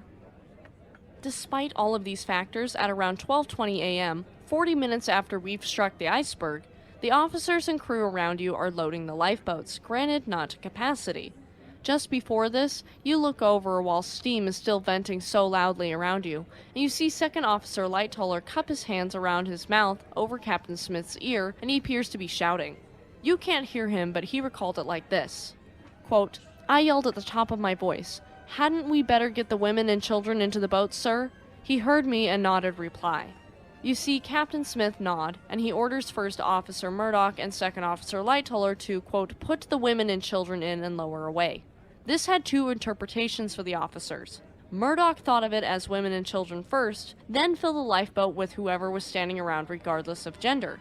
Lightoller, on the other hand, took it as women and children only, and he'd be damned if any man snuck onto his boats. He'd literally pull them out and send the lifeboat partially empty if there were no other women and children waiting. Neither officer was aware of the 68-person capacity of these boats, and they were afraid of filling them completely just in case. However, it was safe enough to do so given the capacity of the boats and the preferable sea conditions and clear weather. If this had been done, 500 more people would have been saved, but instead, people stood on the boat deck, mostly men, as they watched lifeboat after lifeboat leave with empty seats. Needless to say, if you were a man, you'd best head to the starboard side of the ship. If you're a woman, you're safe on either side. So we're going into the lifeboat launchings. For a personal project in the past, I made a lovely little timetable, and I'll put it on the screen for everyone on YouTube. For everyone listening on an audio-only format, don't worry, I will verbalize it for you. This is a table of all of the lifeboats launched on the starboard and port sides in chronological order, because that is how I like to receive my information. I took all of this information from Titanic, True Stories of Her Passengers, Crew, and Legacy by Nicola Pierce, but reorganized it to be Elinor friendly. The first few lifeboats were all on the starboard side, where Mr. Murdoch was in charge. Lifeboat 7 was launched at 12:40 a.m. with either 28 or 29 survivors. Sources differ on the exact number. The next lifeboat to leave, also on the starboard side, was Lifeboat 5 at 12:43 a.m. with either 35 or 36 passengers. After this, at 12:55 a.m., Lifeboat 3 lowered into the water with between 32 to 50 passengers. After this, 2 lifeboats would leave simultaneously at 1 a.m.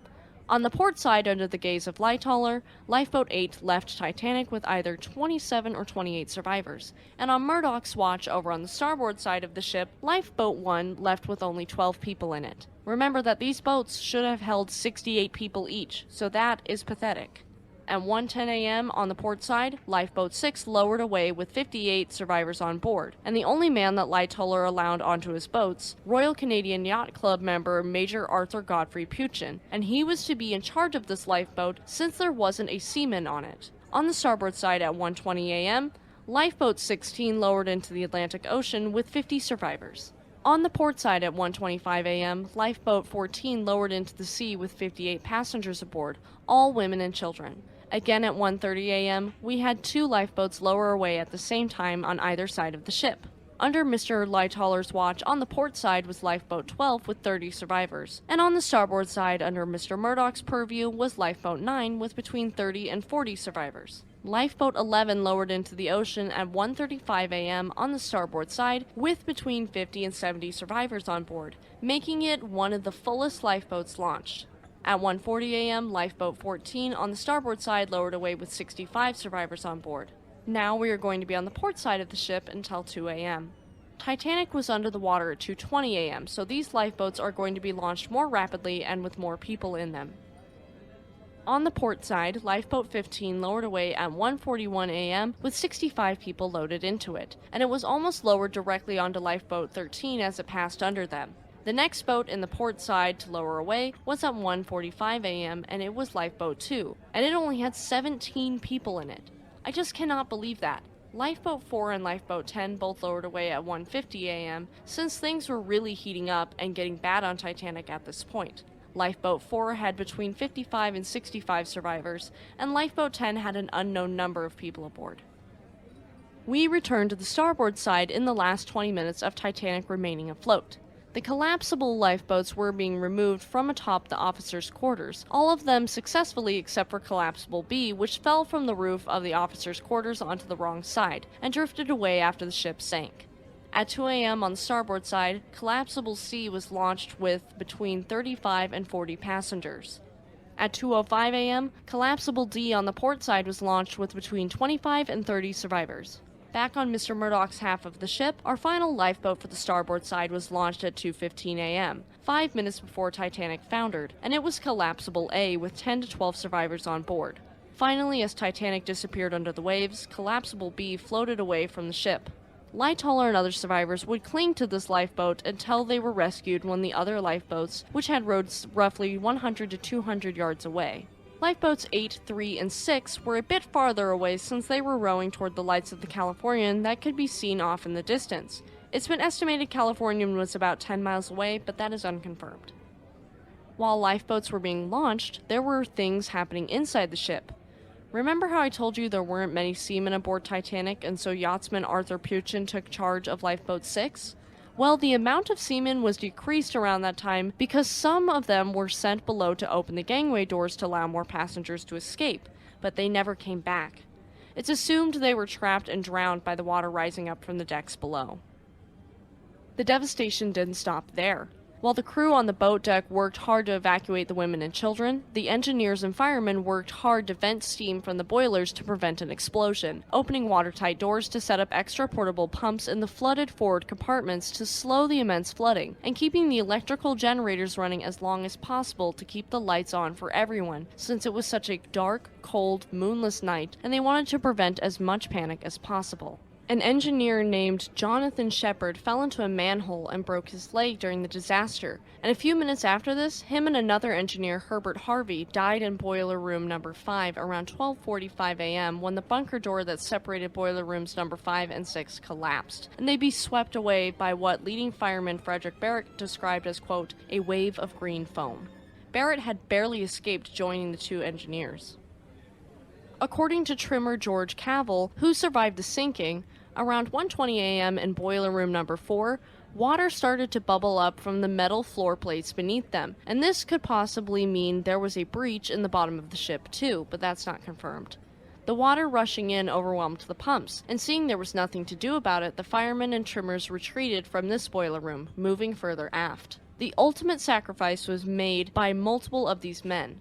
Chief Engineer Joseph Bell, all of his engineering colleagues, and a handful of greasers and firemen all volunteered to stay behind in the number 1, 2, and 3 boiler rooms that were not yet flooded to keep the power going to the ship's pumps so they could delay the sinking, even if just for a few minutes, as well as keeping the lights on for the passengers and enough power to keep the radio room operational to flag down a rescue vessel. None of these men survived, and they sacrificed themselves willingly to save the lives of others. There are numerous sources stating they died in the belly of the ship, staying at their posts until the bitter end, whereas other sources state that when the water became too unmanageable for the pumps, the men escaped to the open well deck to see there were no lifeboats left. These same sources also state that once they were on deck, a group of 8 of the 35 engineers gathered at the aft end of the starboard boat deck to await the bitter end together. None of the 35 electricians and engineers survived the sinking of Titanic. The 5 postal clerks working on Titanic also perished, with witnesses last seeing them trying to save mail bags they'd taken from the flooded mailroom. They were trapped by rising water on D-deck somewhere, and that is where they drowned.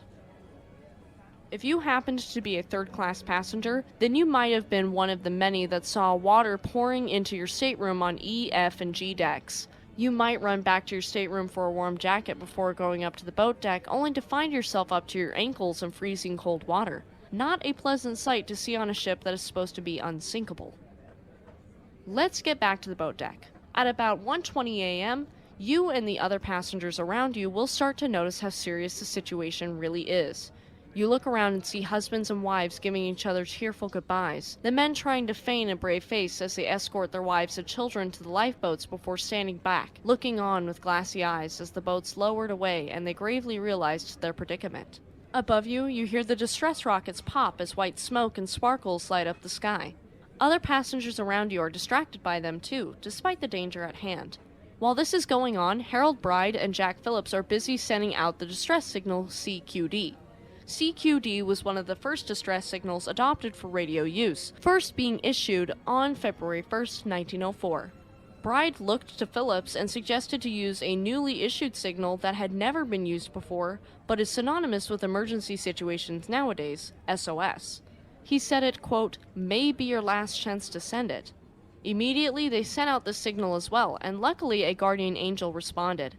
RMS Carpathia of the Cunard Line, 58 miles away, was the closest ship to respond, though many others did and changed course for Titanic, one of which was SS Mount Temple, though she was stopped by pack ice. We have an episode on Carpathia from last year, and I'll leave a link to it in the cards. Even though Captain Rostrom of Carpathia would order more stokers for the boilers, bringing her up to the fastest speed she'd ever gone at 17 knots, it would still take her 4 hours to reach Titanic's position, and by that time, she'd be long gone and over 1,000 would be dead. As we know, SS Californian was extremely close and had stopped for the evening due to ice. On her bridge, her third officer, Charles Groves, could see the Titanic about 10 to 12 miles away off the starboard side of the ship. A little over an hour later, Second Officer Herbert Stone saw 5 white rockets popping over Titanic, and he was immediately concerned and called upon Captain Stanley Lord, who didn't act upon the report. Stone would later state that he was perturbed, saying to a colleague, quote, a ship is not going to fire rockets at sea for nothing. He was right. While you and the other passengers are now fully aware of the situation, fearful women cling to their husbands and beg for them to be allowed on the lifeboats with them, to which the officers and Captain Smith himself would continue to push for women and children to be saved first. Eloise Hughes Smith was one of these women who wanted her husband Lucian to be saved with her and pleaded with Captain Smith, but he simply ignored her, shouting through his megaphone that women and children were to board first, and to board now. Lucian would say to the captain, quote, "Never mind, Captain, about that. I will see that she gets in the boat." After this, he turned to Eloise, surely terrified for himself but suppressing this fear, and he said to her, quote, "I never expected to ask you to obey, but this is one time you must. It is only a matter of form to have women and children first. The ship is thoroughly equipped and everyone on her will be saved." Eloise obeyed, and she never saw Lucian again. When I told Derek about this, he told me he'd do the exact same thing to ensure my safety, and that just made it hit home. It's so tragic. There were many instances of goodbyes such as this, or some that were much harder. In the case of Charlotte Lottie Collier and her husband Harvey, he shouted to his frantic wife as she was loaded into a lifeboat, yelling over the confusion, quote, "Go, Lottie, for God's sake, be brave and go. I'll get a seat in another boat." He wouldn't, and she'd become a widow, as would many women that night. Some couples refused to be separated, like Ida Strauss and Isidore Strauss, the latter of which was the Macy's department store co-owner and a former member of the United States House of Representatives. They sat together in deck chairs and went down together. Benjamin Guggenheim actually changed out of his lifebelt, instead getting into a sweater, top hat, and evening attire, declaring he was going to go down like a gentleman, and he did. By this desperate point in the sinking, almost everyone on the lifeboat so far is first and second class, and very few third-class passengers had come up to the boat deck by this point. Many were trapped in the corridors below decks or behind gates and partitions that separated the classes. The segregation wasn't just a social thing, though. The United States actually required this because they wanted to control immigration and prevent the spread of infectious diseases before the third class was to disembark in New York. First and second class passengers were to disembark at the main piers on Manhattan Island. However, the third class would be required to go through Ellis Island to pass health checks and undergo processing. There's been evidence, sadly, that the crew hindered the ability of the third class passengers to escape, and that could have doomed many of them. The third class had to climb winding staircases that snaked up all over the ship to reach the boat deck, which was the furthest from the third class that was kept in the fore and aft sections of the ship. Not only this, but there was a significant number of these immigrants who couldn't speak or understand English, so it only added to the panic and confusion below decks. Most of the third class that survived were English-speaking Irish immigrants because of this fact. Many of these people were saved by third-class steward John Edward Hart, who organized 3 trips into the ship's interior to guide groups of passengers up to the lifeboats, with those who weren't part of these groups just climbing emergency ladders or finding open gates to get through. Sadly, some didn't even try to escape, either retiring to their staterooms to await death there, or gathering in a large group in the third-class dining room, praying up until the end. Leading fireman Charles Hendrickson was escaping himself when he looked into the third-class area of the ship and saw many confused passengers with their possessions, awaiting further instructions that would never come.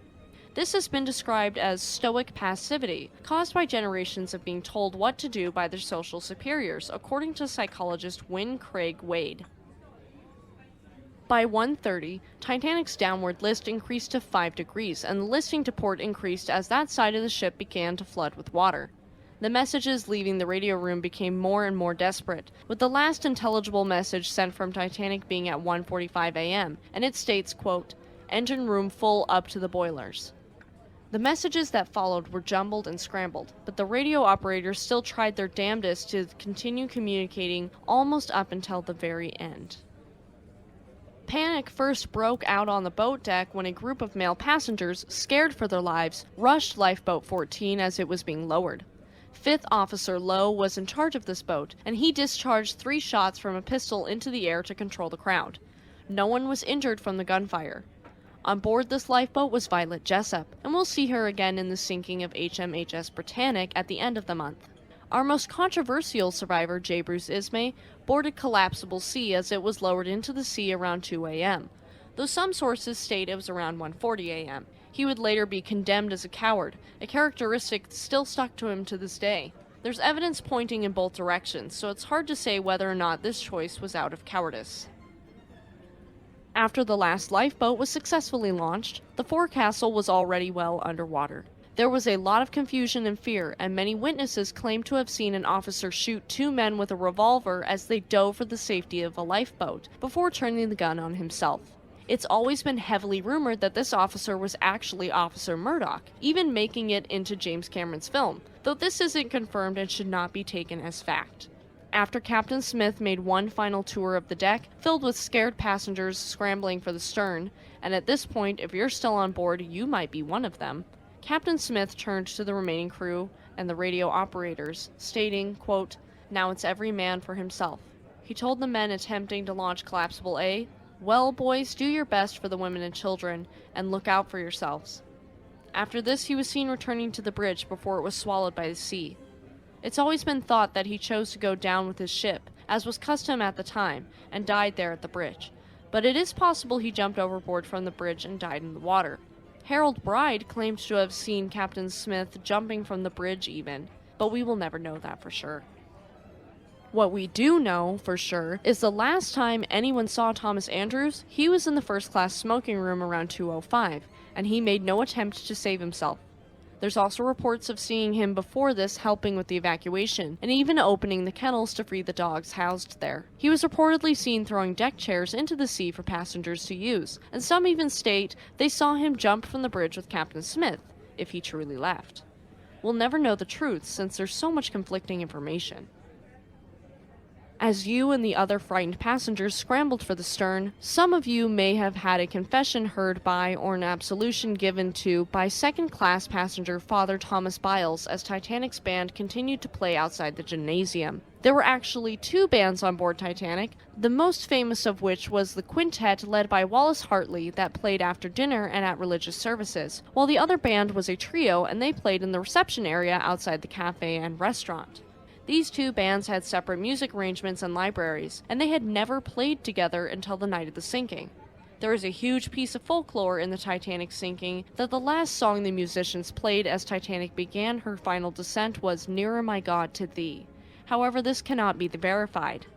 The claim came from some of the earliest reports of the sinking, and the hymn has become synonymous with the sinking of the Ship of Dreams, so much so that the opening bars of the hymn were carved into the grave monument for Wallace Hartley, who perished that night. You and many passengers might have seen the band playing up until the deck was too steep for them to stand, with several other witnesses corroborating this. At 2:15 a.m., you've struggled to the stern and you look down as the angle of Titanic sinking rapidly increases, with water pouring quickly into the previously unflooded parts of the ship. The sudden lurch caused what was called a, quote, giant wave by one survivor that swept along the ship from the bow back to the boat deck, sweeping people into the icy Atlantic. Collapsibles A and B were swept into the sea at this time. As the ship went down, Charles Lightoller, who was trying to launch Collapsible B, dove into the sea from the roof of the officers' quarters. He would be sucked up into the mouth of a ventilation shaft, but was thankfully saved by what he described as, quote, a terrific blast of hot air, and emerged next to capsized Collapsible B. The forward funnel would then collapse, and it just narrowly missed Lightoller, creating a massive wave that sent the boat 50 yards clear of the ship. As the time ticked down, the stern rose higher into the air and the ship aimed downward, creaking and groaning under the immense pressure. Supposedly, it reached an angle of 30 to 45 degrees. At this point, you and the other passengers hear an enormous crash, loud like a massive explosion.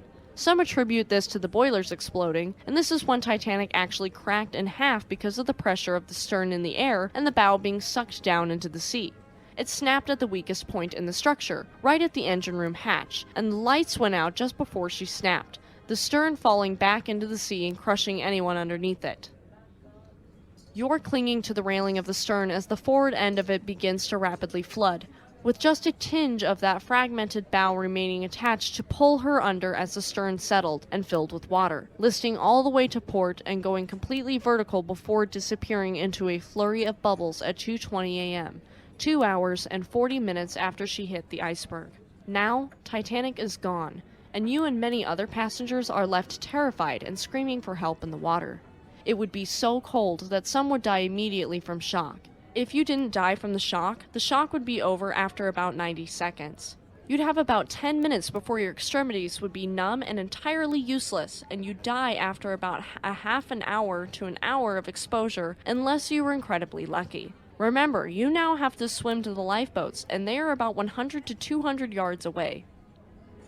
As for Titanic, it would take about 5 to 6 minutes for her to tumble 12,451 feet down to the bottom of the ocean, the two parts of the ship landing about 2,000 feet apart from one another.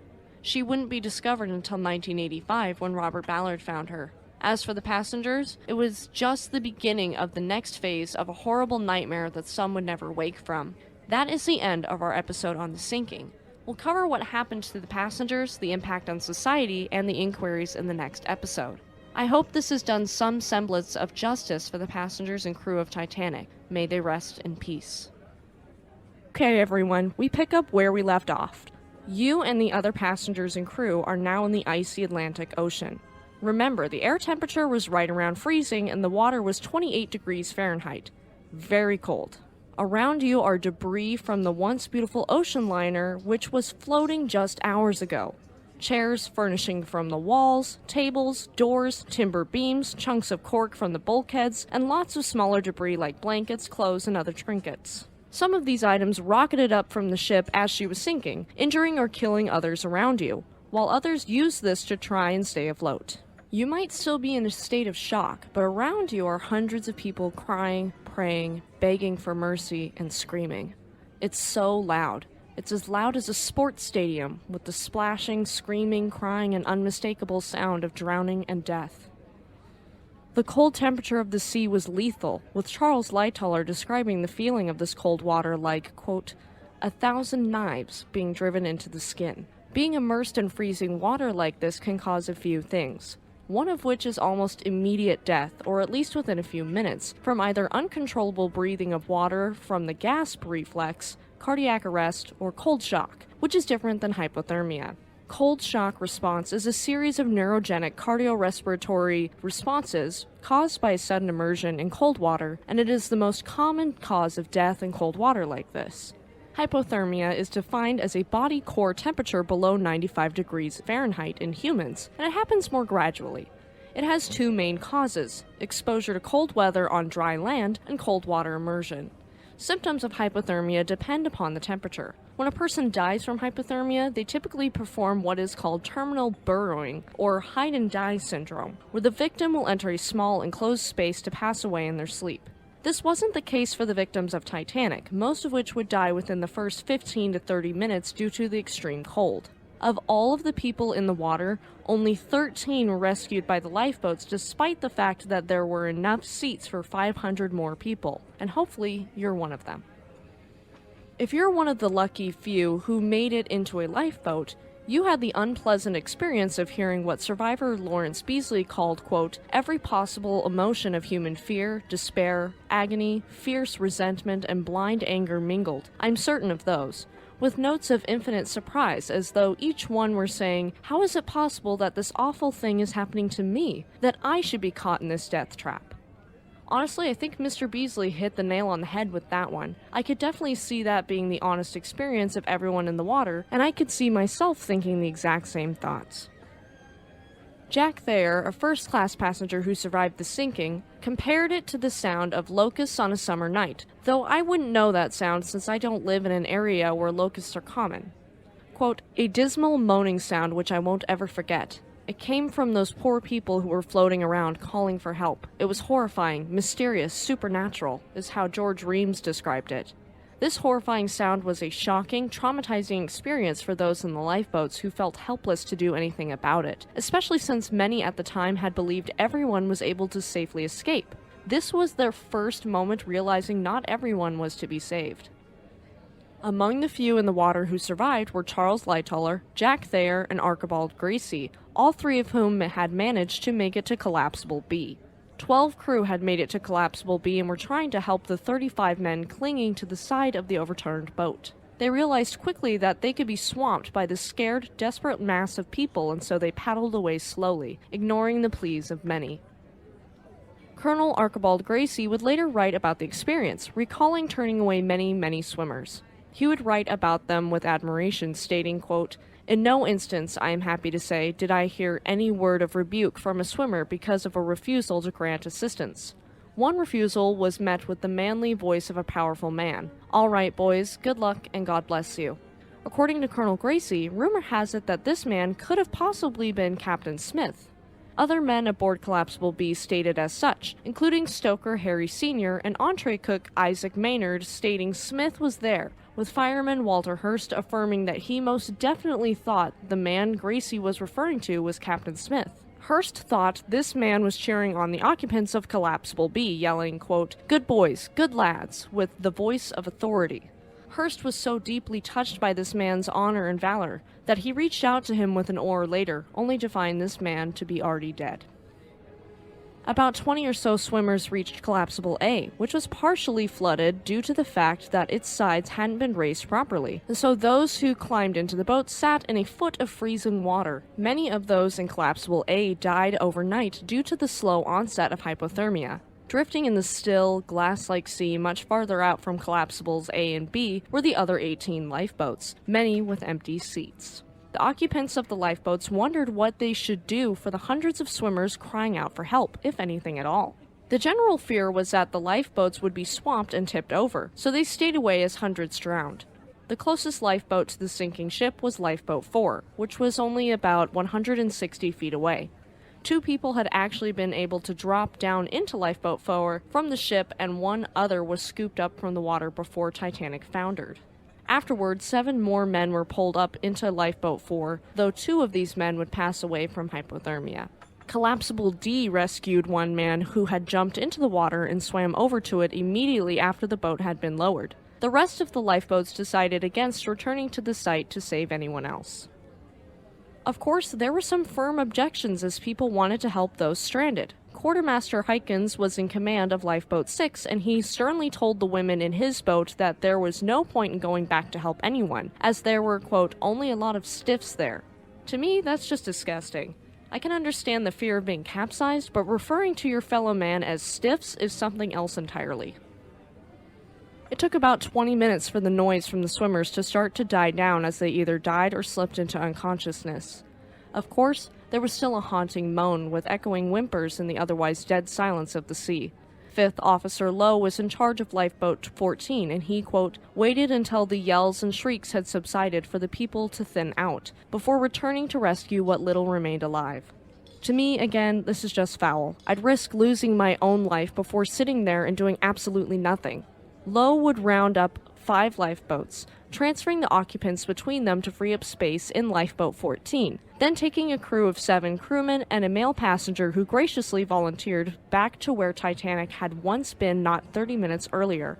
Almost everyone was dead, but a few faint voices could be heard asking for help. Lady Lucy Duff Gordon, a leading British fashion designer, recalled her time in the lifeboats after the sinking, stating that, quote, "the very last cry was that of a man who had been calling loudly, 'My God, my God!' He cried monotonously in a dull, hopeless way. For an entire hour, there had been an awful chorus of shrieks, gradually dying into a hopeless moan, until this last cry that I speak of, then all was silent." Granted, it probably wasn't a full hour, but it must have felt like it. And for some of the survivors, the guilt of the awful silence was even worse than the horrible shrieking they just endured. I can only imagine the horrifying absence of sound, and just knowing that everyone who was certainly alive only a few moments before was either dead or dying. The guilt would just be too much. Lowe and his crew found 4 men who were still alive. 1 of them died shortly after rescue. Let's hope you were either already in a lifeboat or in this group. Otherwise, you'd probably be among what Lowe and his men described as, quote, "hundreds of bodies in lifebelts, with the dead seeming, quote, as if they had perished with the cold as their limbs were all cramped up." Not only were there dead people, but later the body of a woman holding on to her dog were found. Every animal on board Titanic perished alongside the many people who also tragically died. After this, all of the survivors were awaiting the Carpathia in the darkness and the cold. There was no food or potable water in the boats, and many of the boats didn't even have lights of any sort, so they sat in silence and darkness. The situation was the worst for Collapsible B, which was upside down and only floating because of an ever-diminishing air pocket underneath it. As dawn began to creep toward the survivors, the wind and sea picked up, making the sea choppy. Those on Collapsible B were forced to stand on it to keep it from completely capsizing, and some, who were just completely exhausted, couldn't stand it any longer and tumbled into the sea, only to drown.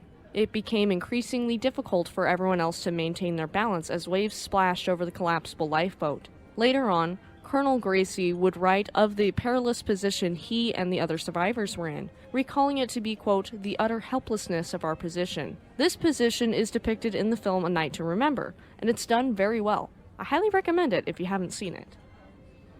As for the rescue, we're only going to cover this briefly. If you want to hear more details about RMS Carpathia and how she rescued the passengers of Titanic, check out our video from last July on RMS Carpathia. I'll link it in the cards. RMS Carpathia, a Cunard Line's ocean liner captained by legendary captain, outstanding gentleman, and later Commodore of Cunard Lines, Captain Arthur Rostron, raced to get to Titanic as quickly as she could and at considerable risk.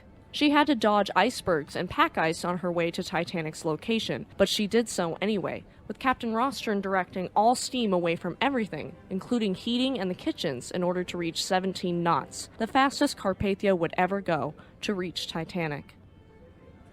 You and the other passengers would see the lights of Carpathia at 3:30 a.m., and it was the most welcome sight. By 4 a.m., Carpathia was beginning to take on survivors. It would take several hours for everyone to board. The 30 or so men that were clinging to Collapsible B had managed to board 2 other lifeboats by this time, though sadly one man would die just before Carpathia arrived. However, those in Collapsible A were not so lucky. More than half of them had died overnight, and the remaining survivors were transferred from Collapsible A to another lifeboat, leaving behind 3 bodies in the Collapsible.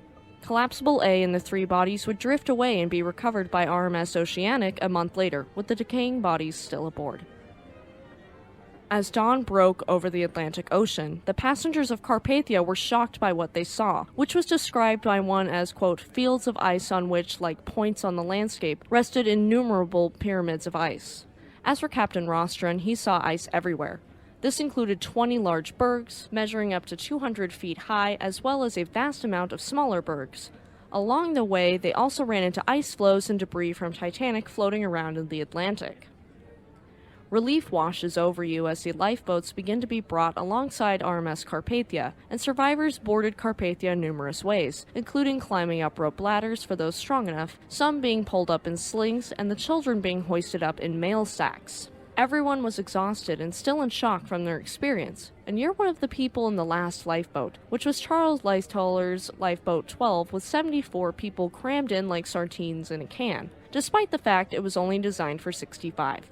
Everyone was on Carpathia by 9 a.m., with small scenes of joy as families and friends were reunited, though most of the scene was tragic with families and friends grieving for those lost. You didn't know whether or not your family members or friends survived until you were on Carpathia. I can only imagine the pain of rushing through the crowd of people in a panicked but hopeful craze only to find the soul-crushing reality that you might be the last survivor of your family. Some families were wiped out entirely. 15 minutes after everyone was on board RMS Carpathia, 2 more ships showed up to assist, Mount Temple and the notorious SS Californian, since it was now dawn and they finally learned what had happened overnight when her radio operator returned to his desk. By this point, however, there were no more survivors to pick up. Carpathia had completed the rescue mission already. Carpathia was supposed to head to Fiume, Austria-Hungary, which is current-day Rijeka, Croatia, and I do apologize if I butcher these names. However, she didn't have the medical facilities nor the foodstuffs to care for the survivors who were cold, hungry, injured, and traumatized. With this information in mind, Rostron made the decision to turn Carpathia toward New York City so their survivors could receive proper care. Carpathia left the site of the disaster, leaving Mount Temple and Californian behind to carry out one last futile 2-hour search which turned up nothing but death and devastation. If you wanted to hear more about the harrowing rescue mission Carpathia carried out, make sure you check out her video where we cover it in more detail. On a rainy Thursday evening on April 18, 1912, RMS Carpathia steamed up to Pier 54 in New York City, which is Chelsea Piers today in Chelsea on the west side of Manhattan. It was an incredibly difficult voyage that saw Carpathia steaming through thick fog, thunderstorms, heavy seas, and pack ice everywhere. At the pier, Carpathia was greeted by some 40,000 onlookers standing on the wharves. Even back in 1912, before the age of the internet, the news traveled fast via messages to the shore from Carpathia and other ships. However, no one truly knew how devastating it was until Carpathia docked 3 days after Titanic foundered. At this point, Carpathia was loosely nicknamed the Ship of Sorrow, a stark contrast to the moniker Ship of Dreams that was given to Titanic. Even before this rainy Thursday, the mission to retrieve the dead was well underway. 4 ships chartered by the White Star Line, CS Mackie Bennett, and 3 Canadian vessels, CS Minia, CGS Montmagny, and SS Algerine, recovered between 316 and 337 bodies, though the exact number is unknown. Either 118 or 119 were buried at sea. Sources differ on the exact number, and about 209 were brought back to Halifax, Nova Scotia. 150 of them were buried in Halifax. 121 were buried at the Fairview Lawn Cemetery, 19 at the Mount Olivet Catholic Cemetery, and 10 at the Baron de Hirsch Jewish Cemetery. 59 bodies were claimed and taken elsewhere to be buried, while 42 remain unidentified to this day in Halifax. Their tombstones have a number and the date of the sinking. There were memorials erected around the globe commemorating the victims of the disaster, including but not limited to New York City, Washington, D.C., Southampton, Liverpool, Belfast, and Lakefield. Ceremonies honoring the dead and to raise money for the survivors were held on both sides of the Atlantic Ocean. Only 23% of Titanic's victims were recovered, with the majority having never been found or recovered. Evidence of their deaths and possibly where their bodies might have been were discovered 73 years later in 1985 on the seabed, like pairs of shoes side by side that could possibly indicate where a body had laid before decomposing and being consumed by sea life. As for the ships chartered by the White Star Line, I'll give you a brief timeline of how their searches went. CS Mackie Bennett, a cable repair ship famous for being the very first ship to be chartered to search for the dead and also the one that recovered the largest amount of dead bodies, left Halifax on April 17, 1912 at 12:35 p.m. to head to the wreck site. She traveled a total of 800 nautical miles to get where Titanic sank, and it took roughly 4 days at sea to get there. She began the gruesome recovery process on April 20, 1912 at 6 a.m. The ship's stock of embalming supplies could cope with 70 bodies, and they also had 100 coffins aboard as well as 100 tons of ice to store the recovered bodies and 12 tons of great iron to bury some of the dead at sea.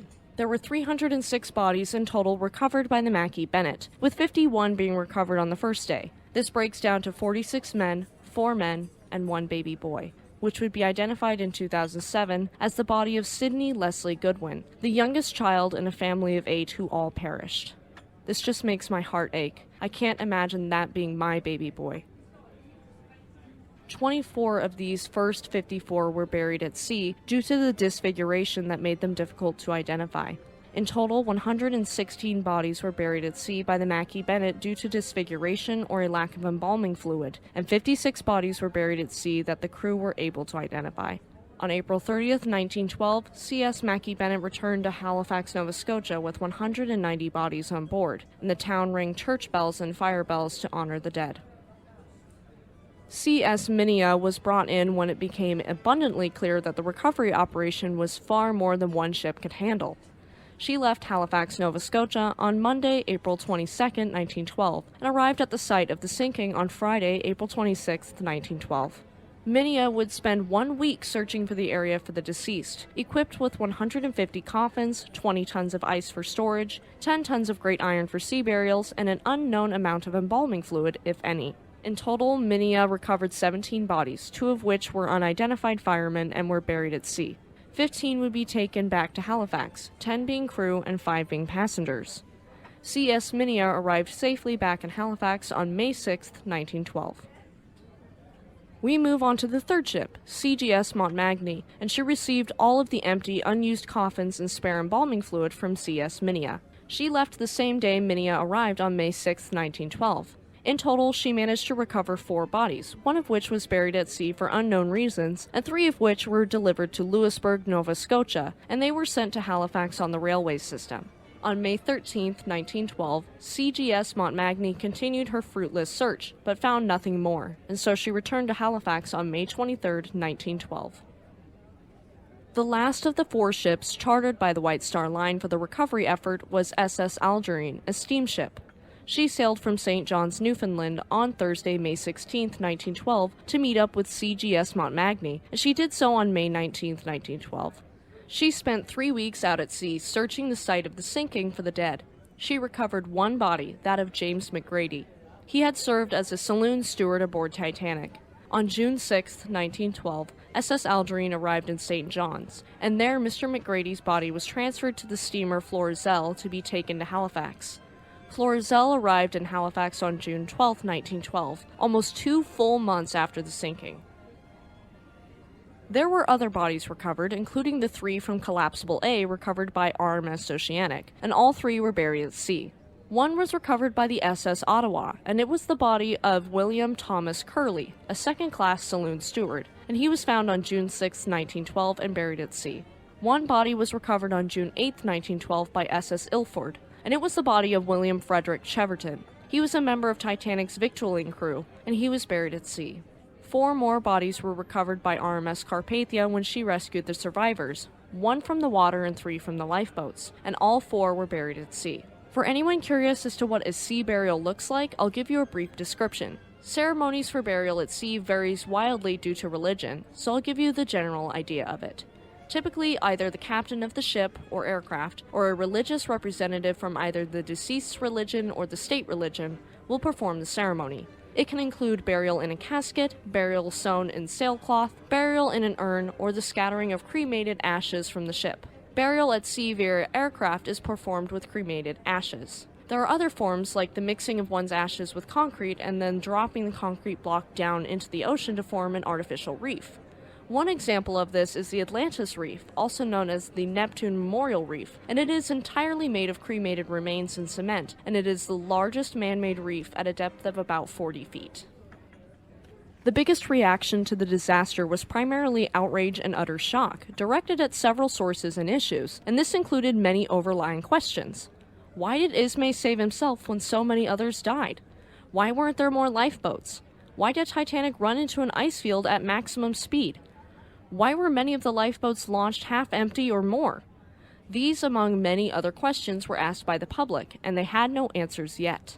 The largest outcry, of course, was from the survivors themselves. Even while on Carpathia and traveling to New York City, some passengers, including Beasley, were determined to, quote, awaken public opinion to safeguard ocean travel in the future, and they actually wrote a public letter to the Times, which is a British daily national newspaper based out of London that began in 1785. In this letter, they were pleading and urging for major changes to maritime safety laws, which at the time were honestly pretty lax, especially compared to today's standards, which still aren't perfect. In places closely knit with Titanic, especially Southampton, the grief was unbearable.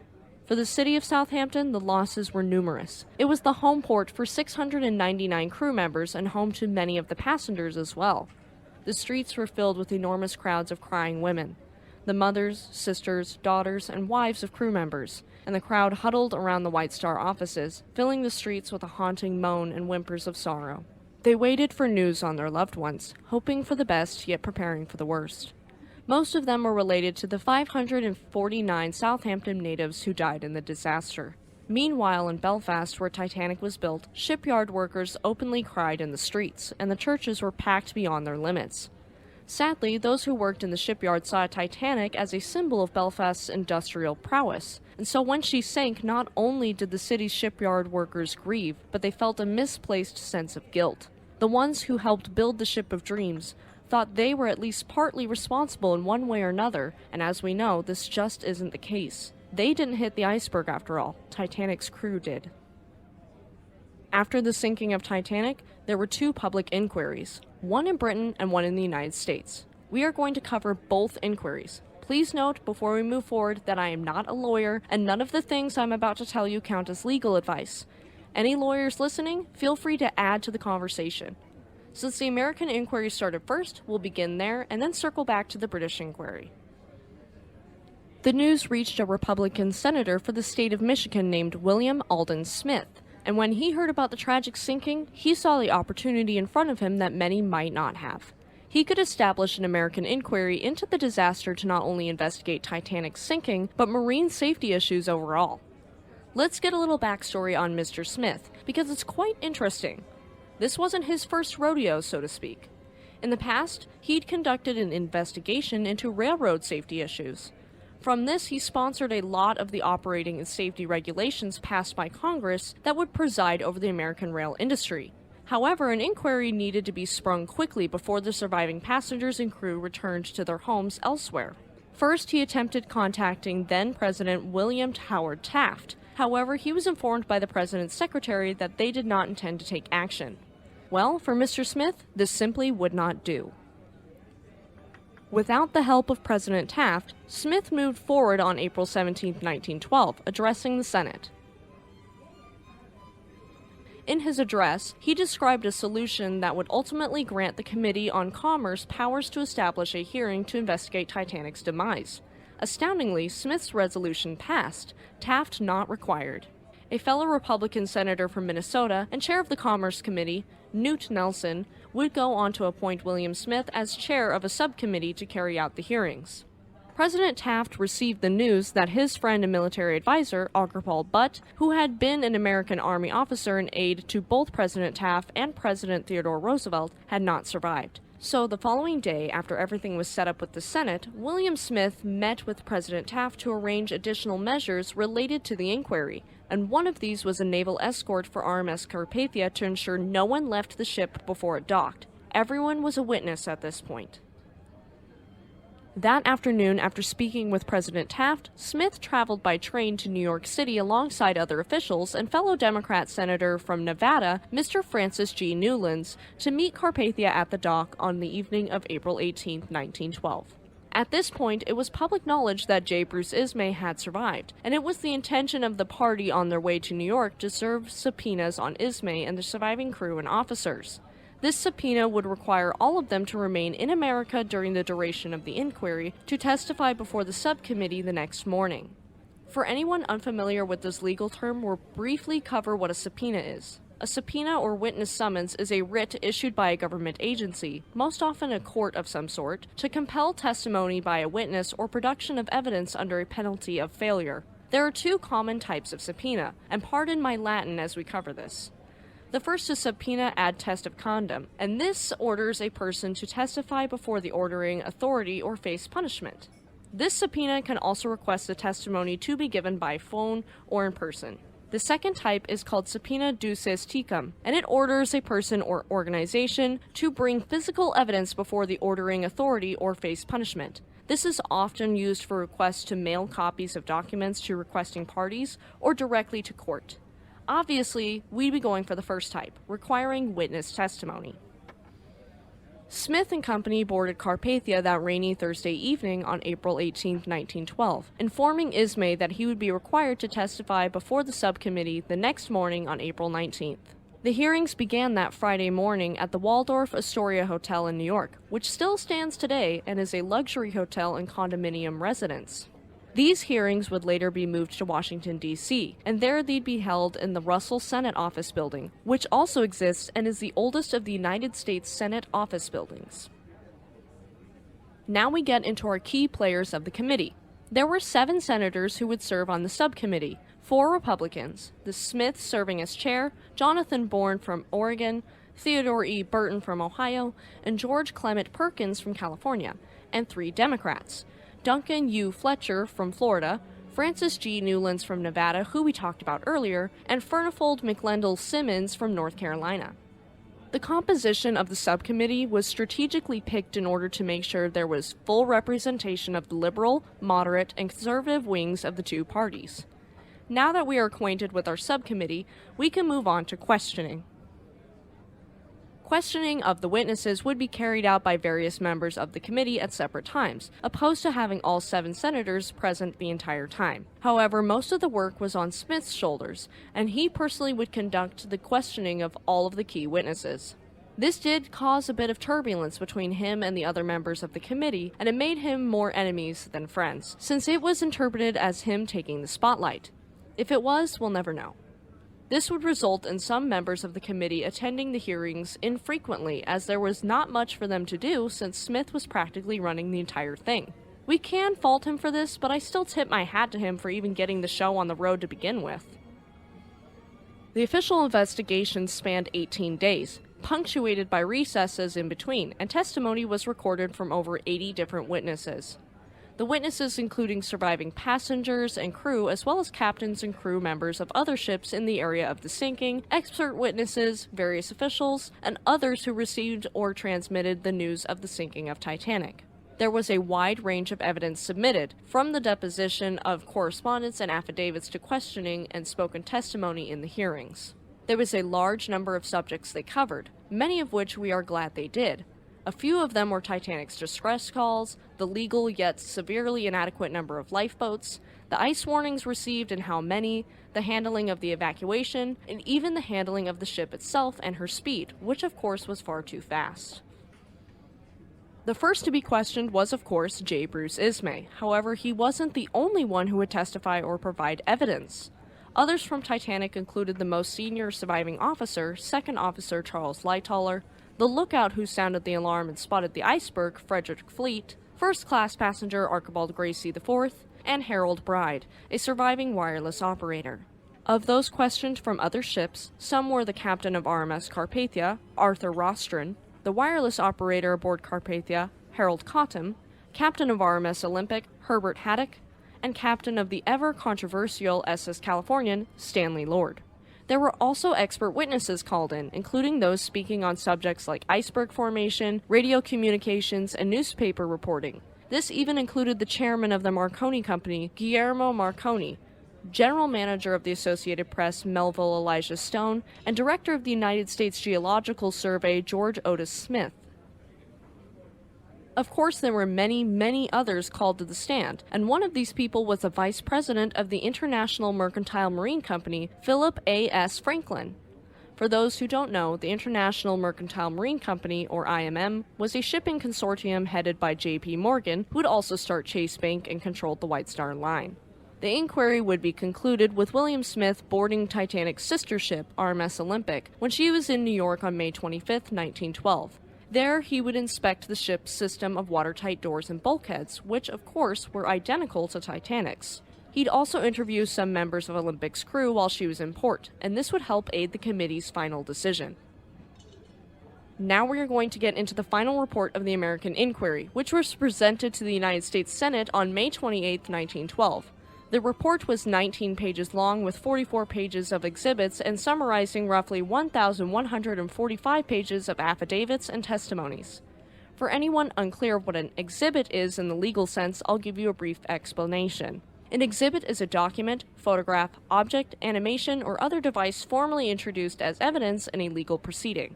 An affidavit is a sworn statement a person makes before a notary or officer of the court outside of the court asserting that certain facts are true to the best of that person's knowledge. Now that you know those two legal definitions, we're going to move into the recommendations found by the inquiry, and these recommendations, along with those from the British inquiry that we are going to cover next, led to many changes in safety practices after Titanic's sinking. The key findings in this report were as follows. Number 1. A lack of emergency preparations left Titanic's crew and passengers in, quote, a state of absolute unpreparedness, and thus the evacuation was chaotic at best. Quote, no general alarm was given, no ship's officers formally assembled, no orderly routine was attempted or organized system of safety begun. 2. The ship's life-saving equipment and safety equipment was not properly tested before her maiden voyage. 3. Titanic's captain, the late Edward J. Smith, had shown an, quote, indifference to danger that was one of the direct and contributing causes of this unnecessary tragedy. Essentially, inaction caused the deaths of over 1,000. 4. The severe lack of needed lifeboats was the fault of none other than the British Board of Trade, quote, to whose laxity of regulation and hasty inspection the world is largely indebted for this awful tragedy. 5. Here's where it gets controversial. SS Californian had been, quote, much nearer than the captain is willing to admit, and so the inquiry recommended that the British government should take, quote, drastic action against Stanley Lord for his inaction. 6. Though J. Bruce Ismay had not given a direct order to Captain Smith to run Titanic at faster speeds, his very presence on the ship may have contributed to the captain's decision to push Titanic's limits. 7. Finally, third-class passengers had not been prevented from reaching the lifeboats, however they were not aware in many cases until it was far too late that the ship was sinking. Of course, this fact is debated as there is evidence that the crew actively stopped the third class from reaching the boat deck in many cases, but this is merely what the U.S. inquiry of 1912 found with their limited investigative capabilities. This report was highly critical of established seafaring practices and the roles that Titanic's officers and crew, builders and owners, had played leading up to the disaster. The arrogance and complacency that was prevalent not only on board Titanic, but in the shipping industry as a whole and the British Board of Trade, was highlighted by the inquiry's report. However, White Star Line and the IMM were not found negligent under existing maritime laws, since they had followed the standard practice of that time and the disaster was therefore categorized as an act of God. Honestly, I can agree with the category they placed this disaster in. Senator Smith himself had his own list of recommendations for new regulations that should be imposed on passenger vessels wishing to dock in America, and they are the following statements, and they're pretty dubious if you think about it. Number 1. Ships need to slow down when entering areas known to have drifting ice and should post extra lookouts. 2. All navigational messages should be brought promptly to the bridge and handled accordingly. 3. There should be enough lifeboats for every person on board. 4. All ships using wireless sets should maintain 24-hour communications. 5. New regulations in order to govern the use of radio telegraphy. 6. Adequate lifeboat drills to be carried out for the passengers. 7. Rockets should be fired by ships at sea only to signal distress. There were 2 speeches that went along with the presentation of this report, one from Smith and one from the Democrat senator from Maryland, Senator Isidore Rayner. Near the end of his speech, Smith stated, quote, "The calamity through which we have just passed has left traces of sorrow everywhere. Hearts have been broken in deep anguish unexpressed. Art will typify with master hand its lavish contribution to the sea. Soldiers of state and masters of trade will receive the homage which is their honest due.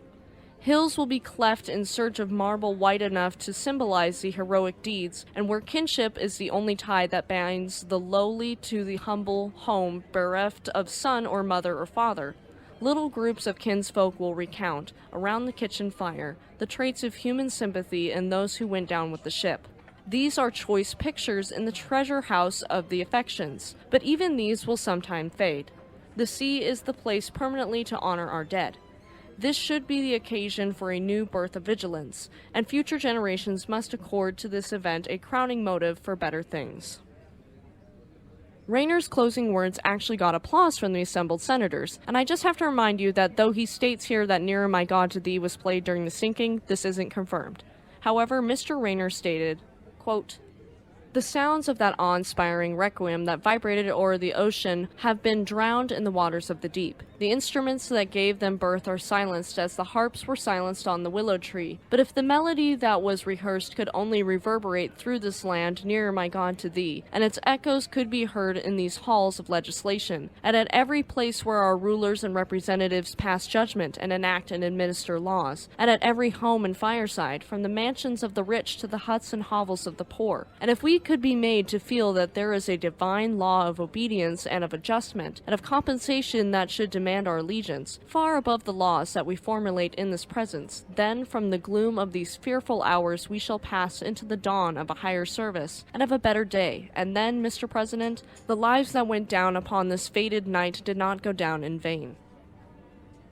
Smith also proposed 3 pieces of legislation to be passed. The first was a joint resolution with the House of Representatives to present a Congressional Gold Medal to Captain Arthur Rostron of RMS Carpathia, and you can hear more about that in our Carpathia episode. The second was a bill reevaluating the existing maritime legislation. And lastly, there was another joint resolution proposed to establish a commission overseeing the construction and equipment of maritime vessels. As for the regulation of wireless telegraphy, the report's recommendations were implanted in the form of the Radio Action of 1912, which stated that all radio stations in the U.S. be licensed by the federal government and that all seafaring vessels are required to continuously monitor distress frequencies. The existing Wireless Ship Act of 1910 would also be amended to add new regulations that governed how wireless telegraphy aboard ships would be managed moving forward. In my mind, all of these are good changes. However, we have to note that the American inquiry was gawked at in Britain, both for Smith's style of questioning and its conduct.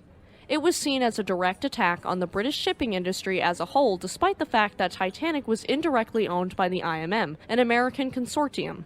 Smith was called out for being naive, and many in the UK were appalled at the gall that America had for subpoenaing British subjects. Not all opposed the American inquiry, with some British writers applauding the inquiry. G.K. Chesterton compared the American objective of maximum openness regarding the sinking to what he deemed Britain's, quote, national evil. He described this evil as being to, quote, hush everything up. It is to damp everything down. It is to leave the great affair unfinished, to leave every enormous question unanswered. He would go on to argue that, quote, it does not much matter whether Senator Smith knows the facts. What matters is whether he is really trying to find them out. Even a survivor of the disaster, founder of the Review of Reviews, William Stead, declared, quote, we prefer the ignorance of Senator Smith to the knowledge of Mr. Ismay. Experts have told us the Titanic was unsinkable. We prefer ignorance to such knowledge. I don't blame the Review of Reviews one bit for stating such a thing. Americans, of course, were generally positive to the inquiry and felt it was satisfactory. However, we are going to get into the British inquiry next, so just keep the Americans' findings in the back of your mind. Rewind to the sinking, and when the news started hitting the mainland. When it hit the UK, the responsibility for initiating an inquiry fell into the laps of the Board of Trade, the organization that was responsible for all British maritime regulations and whose own inspectors had certified Titanic as seaworthy before leaving for America. Just warning you now, I'm American, so I might not get all of the legal jargon and legal aspects of the British government spot on, but I'm going to do my best. On April 22, 1912, 3 days after the American inquiry had already began, the president of the Board of Trade, Sidney Buxton, asked the Lord Chancellor, Lord Loreburn, to set up a commission of inquiry to investigate the sinking. Lord Mersey was appointed as the inquiry's president by the Lord Chancellor. The resulting hearings would take place from May 2nd to July 3rd of 1912, mainly at the London Scottish Drill Hall on Buckingham Gate, and this location was chosen mostly for its large size since they expected a large audience of curious onlookers.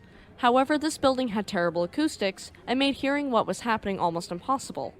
During the last 2 days, the Scottish Drill Hall was being booked for an examination, and so the inquiry was moved to Caxton Hall in Westminster on the corner of Caxton Street and Palmer Street. In order to help the inquiry, Harland and Wolff provided a 20-foot-long half model displaying Titanic's starboard side, and next to it was a large map showing the locations of sea ice and the North Atlantic shipping lanes. I know it was used for an inquiry, but I'd geek out if I got a 20-foot-long model of any ship from the ship's builders. Sign me up for one of RMS Queen Mary. Sir Rufus Isaacs, the Attorney General for England and Wales, gave the Commission a list of 26 questions that covered a variety of issues, including but not limited to how Titanic had been navigated, how she was built, and the ice warnings that were received before she met her fate. Another question was added to the inquiry after it began regarding SS Californian, which was already being scrutinized. This is the basic layout of the inquiry, and now we'll go over some of the key players on the legal team. For our legal personnel, those who carried out the questioning were assessors and experts in marine law and shipping architecture, and of course, legal counsels. There were 5 assessors total, and they were Edward Chaston, an Admiralty Senior Engineer Assessor, Commander Fitzroy Lyon of the Royal Navy Reserve, Rear Admiral the Honorable Somerset Gough Calthorpe, Professor John Harvard Biles, an expert and professor on naval architecture at the University of Glasgow in Scotland, and last but not least, Captain A.W. Clark of the Corporation of Trinity House of Deptford Strand, also known as Trinity House, and this is the official authority for lighthouses in England, Wales, the Channel Islands, and Gibraltar.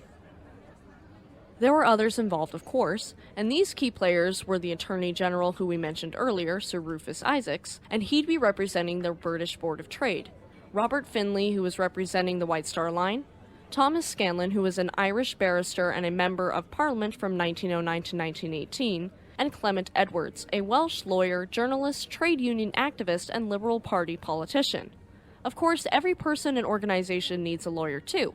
Hill Dixon, a maritime law firm headquartered in Liverpool, which still operates to this day, represented the White Star Line. There were other legal counsel as well, many of whom were also members of Parliament, and this included Sir Thomas Haymar Greenwood, a Canadian-born British lawyer and politician, and Sir Henry Edward Duke, a British judge and Conservative politician. John Simon, the Solicitor General who was also representing the Board of Trade alongside Sir Rufus Isaacs, Sidney Rowlett, an Anglo-Egyptian barrister and judge, Edward Maurice Hill, and the Prime Minister H. Asquith's son, Raymond Asquith, who was an English barrister and distinguished Oxford scholar.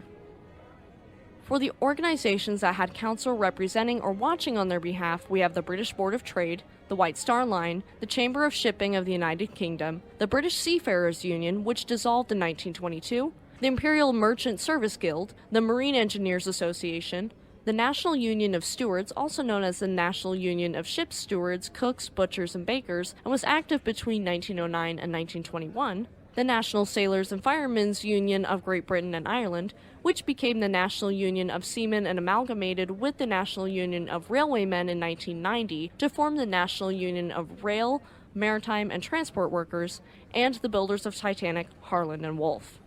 As for organizations who had representatives strictly watching the proceedings were the Leyland Line, the Canadian Pacific Railway, and the Allan Line Royal Mail steamers. They probably watched either for gossip or to see how to avoid such a fiasco. So, we have a lot of stuff going into this inquiry to keep track of. A lot of British officials, a lot of companies, and a lot of unions and guilds. Now we get into the testimony and who testified for the British Wreck Commissioner's inquiry. There were 36 days total of official investigations that were spread out over the course of 2 months, and in this time there was testimony recorded from almost 100 witnesses, so already more than the American inquiry who only spoke to about 80 different witnesses. These witnesses would answer set questions that the process set out to answer, and these questions would sometimes be combined with extensive cross-examination, and this resulted in well over 25,000 questions being recorded in the official court records. That's a lot of questioning. For anyone unfamiliar, cross-examination in the legal sense is the formal interrogation of a witness called by the other party in a court of law to challenge or extend testimony already given. It's also described as aggressive or detailed questioning of someone. It's a lot of pressure to be asked questions by your own legal counsel, let alone to be grilled by the other side. This was not only monumental with the sheer amount of questions asked and answered, but the cost of the inquiry made it the most expensive, longest, and most detailed inquiry in British history at that point, costing almost £20,000. That doesn't sound like much, but if you look at inflation, in 2023 that would be about £1,828,647. I couldn't find any statistics for the cost of modern-day inquiries or anything related to disasters, but an example from January 2023 is a North Carolina plane crash that killed 8 was settled for $15 million, so court cases can get really pricey quickly. The witnesses testifying in the British Wreck Commissioner's inquiry were passengers and crew members of Titanic, as well as captains and crew from other ships nearby. There were also testimonies given from expert witnesses, government officials, ship designers, and White Star Line officials, so pretty similar to the American inquiry. Among the surviving crew members who were witnesses for the British inquiry were Charles Lightoller, the ship's baker Charles Yoffin, Harold Bride, and Frederick Fleet. Again, Harold Cottam and Arthur Rostron from Carpathia gave testimonies, as well as Captain Stanley Lord from SS Californian. In this inquiry, the captain of RMS Baltic, J.B. Ranson, was also questioned. Expert witnesses once again included Guillermo Marconi, but also a star-studded man was included in this inquiry, Sir Ernest Shackleton, famous for his ship Endurance, which we covered last year. I really admire Shackleton, so if I were in the room for his expert testimony, I'd be a bit starstruck. Again, in this inquiry, the UK Vice President for IMM, Harold Arthur Sanderson, was called to the stand. For the White Star Line were 2 people questioned. J. Bruce Ismay, the chairman, of course, and Charles Alfred Bartlett, the marine superintendent. Evidence was given from Harland and Wolff by Alexander Carlisle, a naval architect and brother-in-law to Lord Peary, the chairman of Harland and Wolff from 1895 to 1924. Peary and Carlisle were initially responsible for the design of all 3 Olympic-class liners, RMS Olympic, RMS Titanic, and, at the time, RMS Britannic, whose construction had yet to begin. Carlisle retired from Harland and Wolff in 1910, and neither he nor Peary had traveled on the maiden voyage for Titanic. Instead, Lord Peary's nephew, who also worked at Harland and Wolff, had Mr. Thomas Andrews, and he had not survived. The only passengers to give testimony in this inquiry other than J. Bruce Ismay were Sir Cosmo Duff Gordon and his wife Lucy, Lady Duff Gordon. Sir Cosmo Duff Gordon was a first-class passenger, prominent Englishman and sportsman who owned land in Scotland, and his wife Lucy was a prominent fashion designer who worked under the name Lucille. She was famous for her lingerie, tea gowns, and evening wear that she designed, all of it luxuriously layered and draped garments in soft fabrics of different pastel colors, but she also offered simple, smart-tailored suits and daywear. Unfortunately, both of these two would be tied to enormous controversy in the sinking of Titanic, and we'll get to that here shortly. For those who viewed the inquiry and those who heard the gossip of it, the highlights of the inquiry as a whole was the testimony and questioning of SS Californian's crew and the Duff Gordon controversy. For SS Californian's crew, the utter inaction and failure to help a ship that was sinking merely 10 miles away, which had already been disclosed by the American inquiry, was hotly controversial all around the globe, and it became even bigger news with the testimony given by Stanley Lord and his officers. Here I'll tell it to you like a town gossip. Here's the scoop. Stanley Lord and his officers had contradictory statements. Stanley Lord's explanations and claims were flatly different than those of his officers, and this just made him seem manipulative. It was seen as him being intimidating and almost tyrannical toward his crew. It is important to note that Lord and crew were never accused of wrongdoing, so they were merely questioned as witnesses. One historian put it best, stating, quote, "The image created in the mind of the public ever since has been of the Californians' officers standing idly on the bridge, so thoroughly intimidated by their captain that they would rather watch another ship sink than run the risk of facing his wrath." I can't help but feel for the crew and officers, however. Their statements and that of the captain should line up if this is merely just public perception, but take my opinion with a grain of salt since it's just that, opinion. As for the testimony from the Duff Gordons, they were accused of wrongdoing. They were accused of misconduct for their actions since they left Titanic in a lifeboat with enough seats for 40 people, but the boat had only around 12 passengers in it when it departed Titanic. This controversy drew enormous crowds of curious onlookers, and it even featured some of Britain's elite, like the wife of Prime Minister H.H. Asquith, Mrs. Margot Asquith, Count Alexander Beckendorf, the Russian ambassador to London, various aristocrats, and several members of parliament who were not in charge of the inquiry itself. I personally don't believe it is their fault for the lifeboat leaving so drastically under capacity. It is the crew's job to launch lifeboats, not the Duff Gordons. One of the biggest differences between the American and British inquiries is that for the British inquiry, they actually looked into the fire that started 10 days before Titanic left port and received testimony about that. This fire burned for several days into the maiden voyage, and it is rumored to have finally been put out the night of the sinking on April 14, 1912. Unfortunately, little was noted about the fire. A modern-day historian in 2016 theorized that the fire might have damaged the structural integrity of the two bulkheads and the hull, and this combined with the other factors of the sinking may have contributed to the breaching of so many compartments, but we'll never know for sure. We're going to get into the final report and conclusion of the British inquiry. The final report was published on July 30th, 1912, and all the testimony led to multiple things in this report, including a detailed description of Titanic, a full account of Titanic's maiden voyage leading up to the sinking, a description of the damage done by the iceberg that was discovered by the late Thomas Andrews, and probably one of the most important things was the account of the evacuation and rescue by Carpathia. Of course, there was a special attention reserved for SS Californian in this inquiry as well. According to the conclusion of the inquiry, the sole reason Titanic foundered was because of the collision with the iceberg at such high speed. No other circumstances. Not flaws with the design of the ship, not the fire, not the fatal error made by Mr. Murdoch in turning the ship and reversing her engines, none of that. Quote, "The court, having carefully inquired into the circumstances of the above-mentioned shipping casualty, finds, for the reasons appearing in the annex hereto, that the loss of said ship was due to collision with an iceberg, brought about by the excessive speed at which the ship was being navigated." That was their official wording of it, and for the most part I agree, but there were so many factors that went into the sinking and the massive loss of life that I think it's a gross understatement to just leave it at the collision and speed.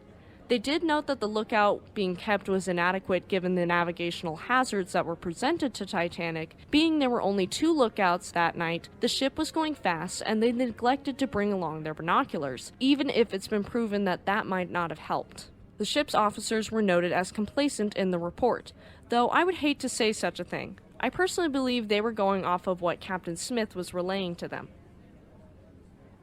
The inquiry also doubled down on Californian, stating that she, quote, could have pushed through the ice to the open water without any serious risk, and so have come to the assistance of Titanic. Had she done so, she might have saved many, if not all, of the lives that were lost. I agree, though some researchers do not, so that is a factor to consider.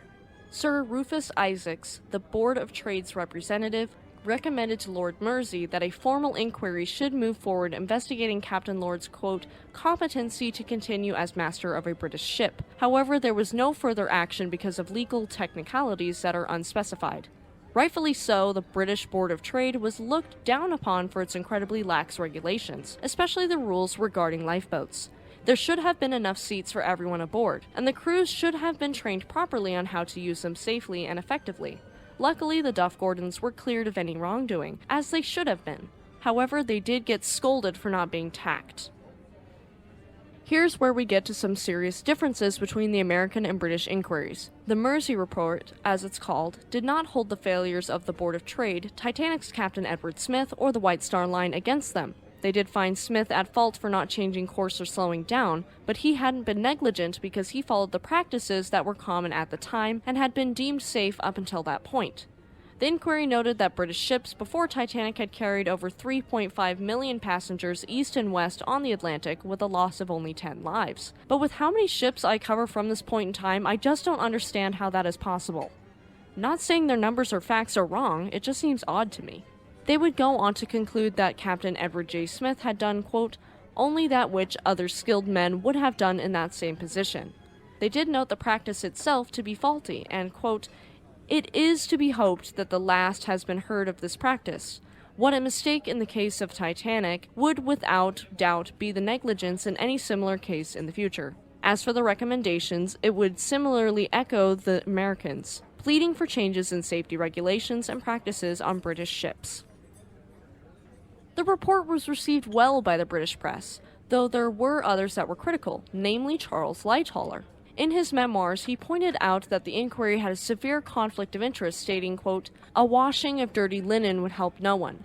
The Board of Trade had passed that ship as, in all respects, fit for the sea. Now the Board of Trade was holding an inquiry into the loss of that ship, hence the whitewash brush. I think Mr. Lightoller is more than qualified to criticize the Board of Trade, and I wholeheartedly agree with him. The American inquiry was much more harsh. However, the British inquiry did dig into some details that the Americans did not. Neither inquiry was perfect, and both had their innate flaws. However, I think overall they did get the job done.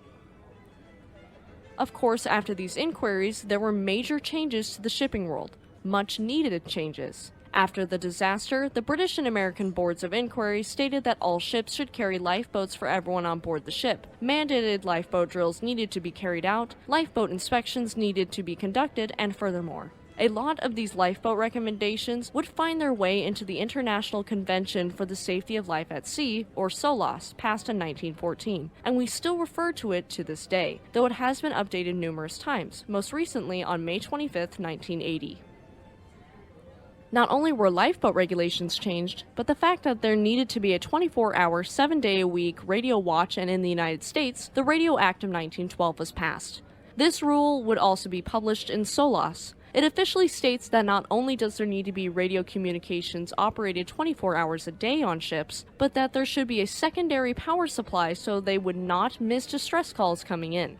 The Radio Act of 1912 also stated ships needed to remain in contact with other ships in their vicinity and any coastal radio stations. In addition to this, SOLAS would update a regulation stating that red rockets fired from a ship at sea must be interpreted as a cry for help, and not just fancy fireworks being launched on deck. This decision was because SS Californian could see the rockets launched from Titanic, but failed to act upon it for one reason or another. In my opinion, one of the most significant changes was the addition of the International Ice Patrol. The U.S. Navy assigned scout cruisers Chester and USS Birmingham to patrol the Grand Banks of Newfoundland for the remainder of 1912, and in 1913 the United States Navy couldn't spare any ships for the Revenue Cutter Service, which was the forerunner for the United States Coast Guard, and they assumed this responsibility, and they assigned 2 cutters to the job, Seneca and Miami. SOLAS first convened due to the Titanic disaster on November 12, 1913, and the following year, on January 30, 1914, there was a treaty signed by the conference. This would result in the formation and international funding of the International Ice Patrol. It's an agency of the United States Coast Guard, and it's still operational to this day, continuously searching and reporting on the location of North Atlantic Ocean icebergs that could be dangerous to transatlantic sea traffic, passenger or cargo ships. They now mostly use aircraft for the job, but it is still just as important as it was in 1914. As for changes to ship design, there were many ships that went through refitting for safety changes, especially for ships with double bottoms.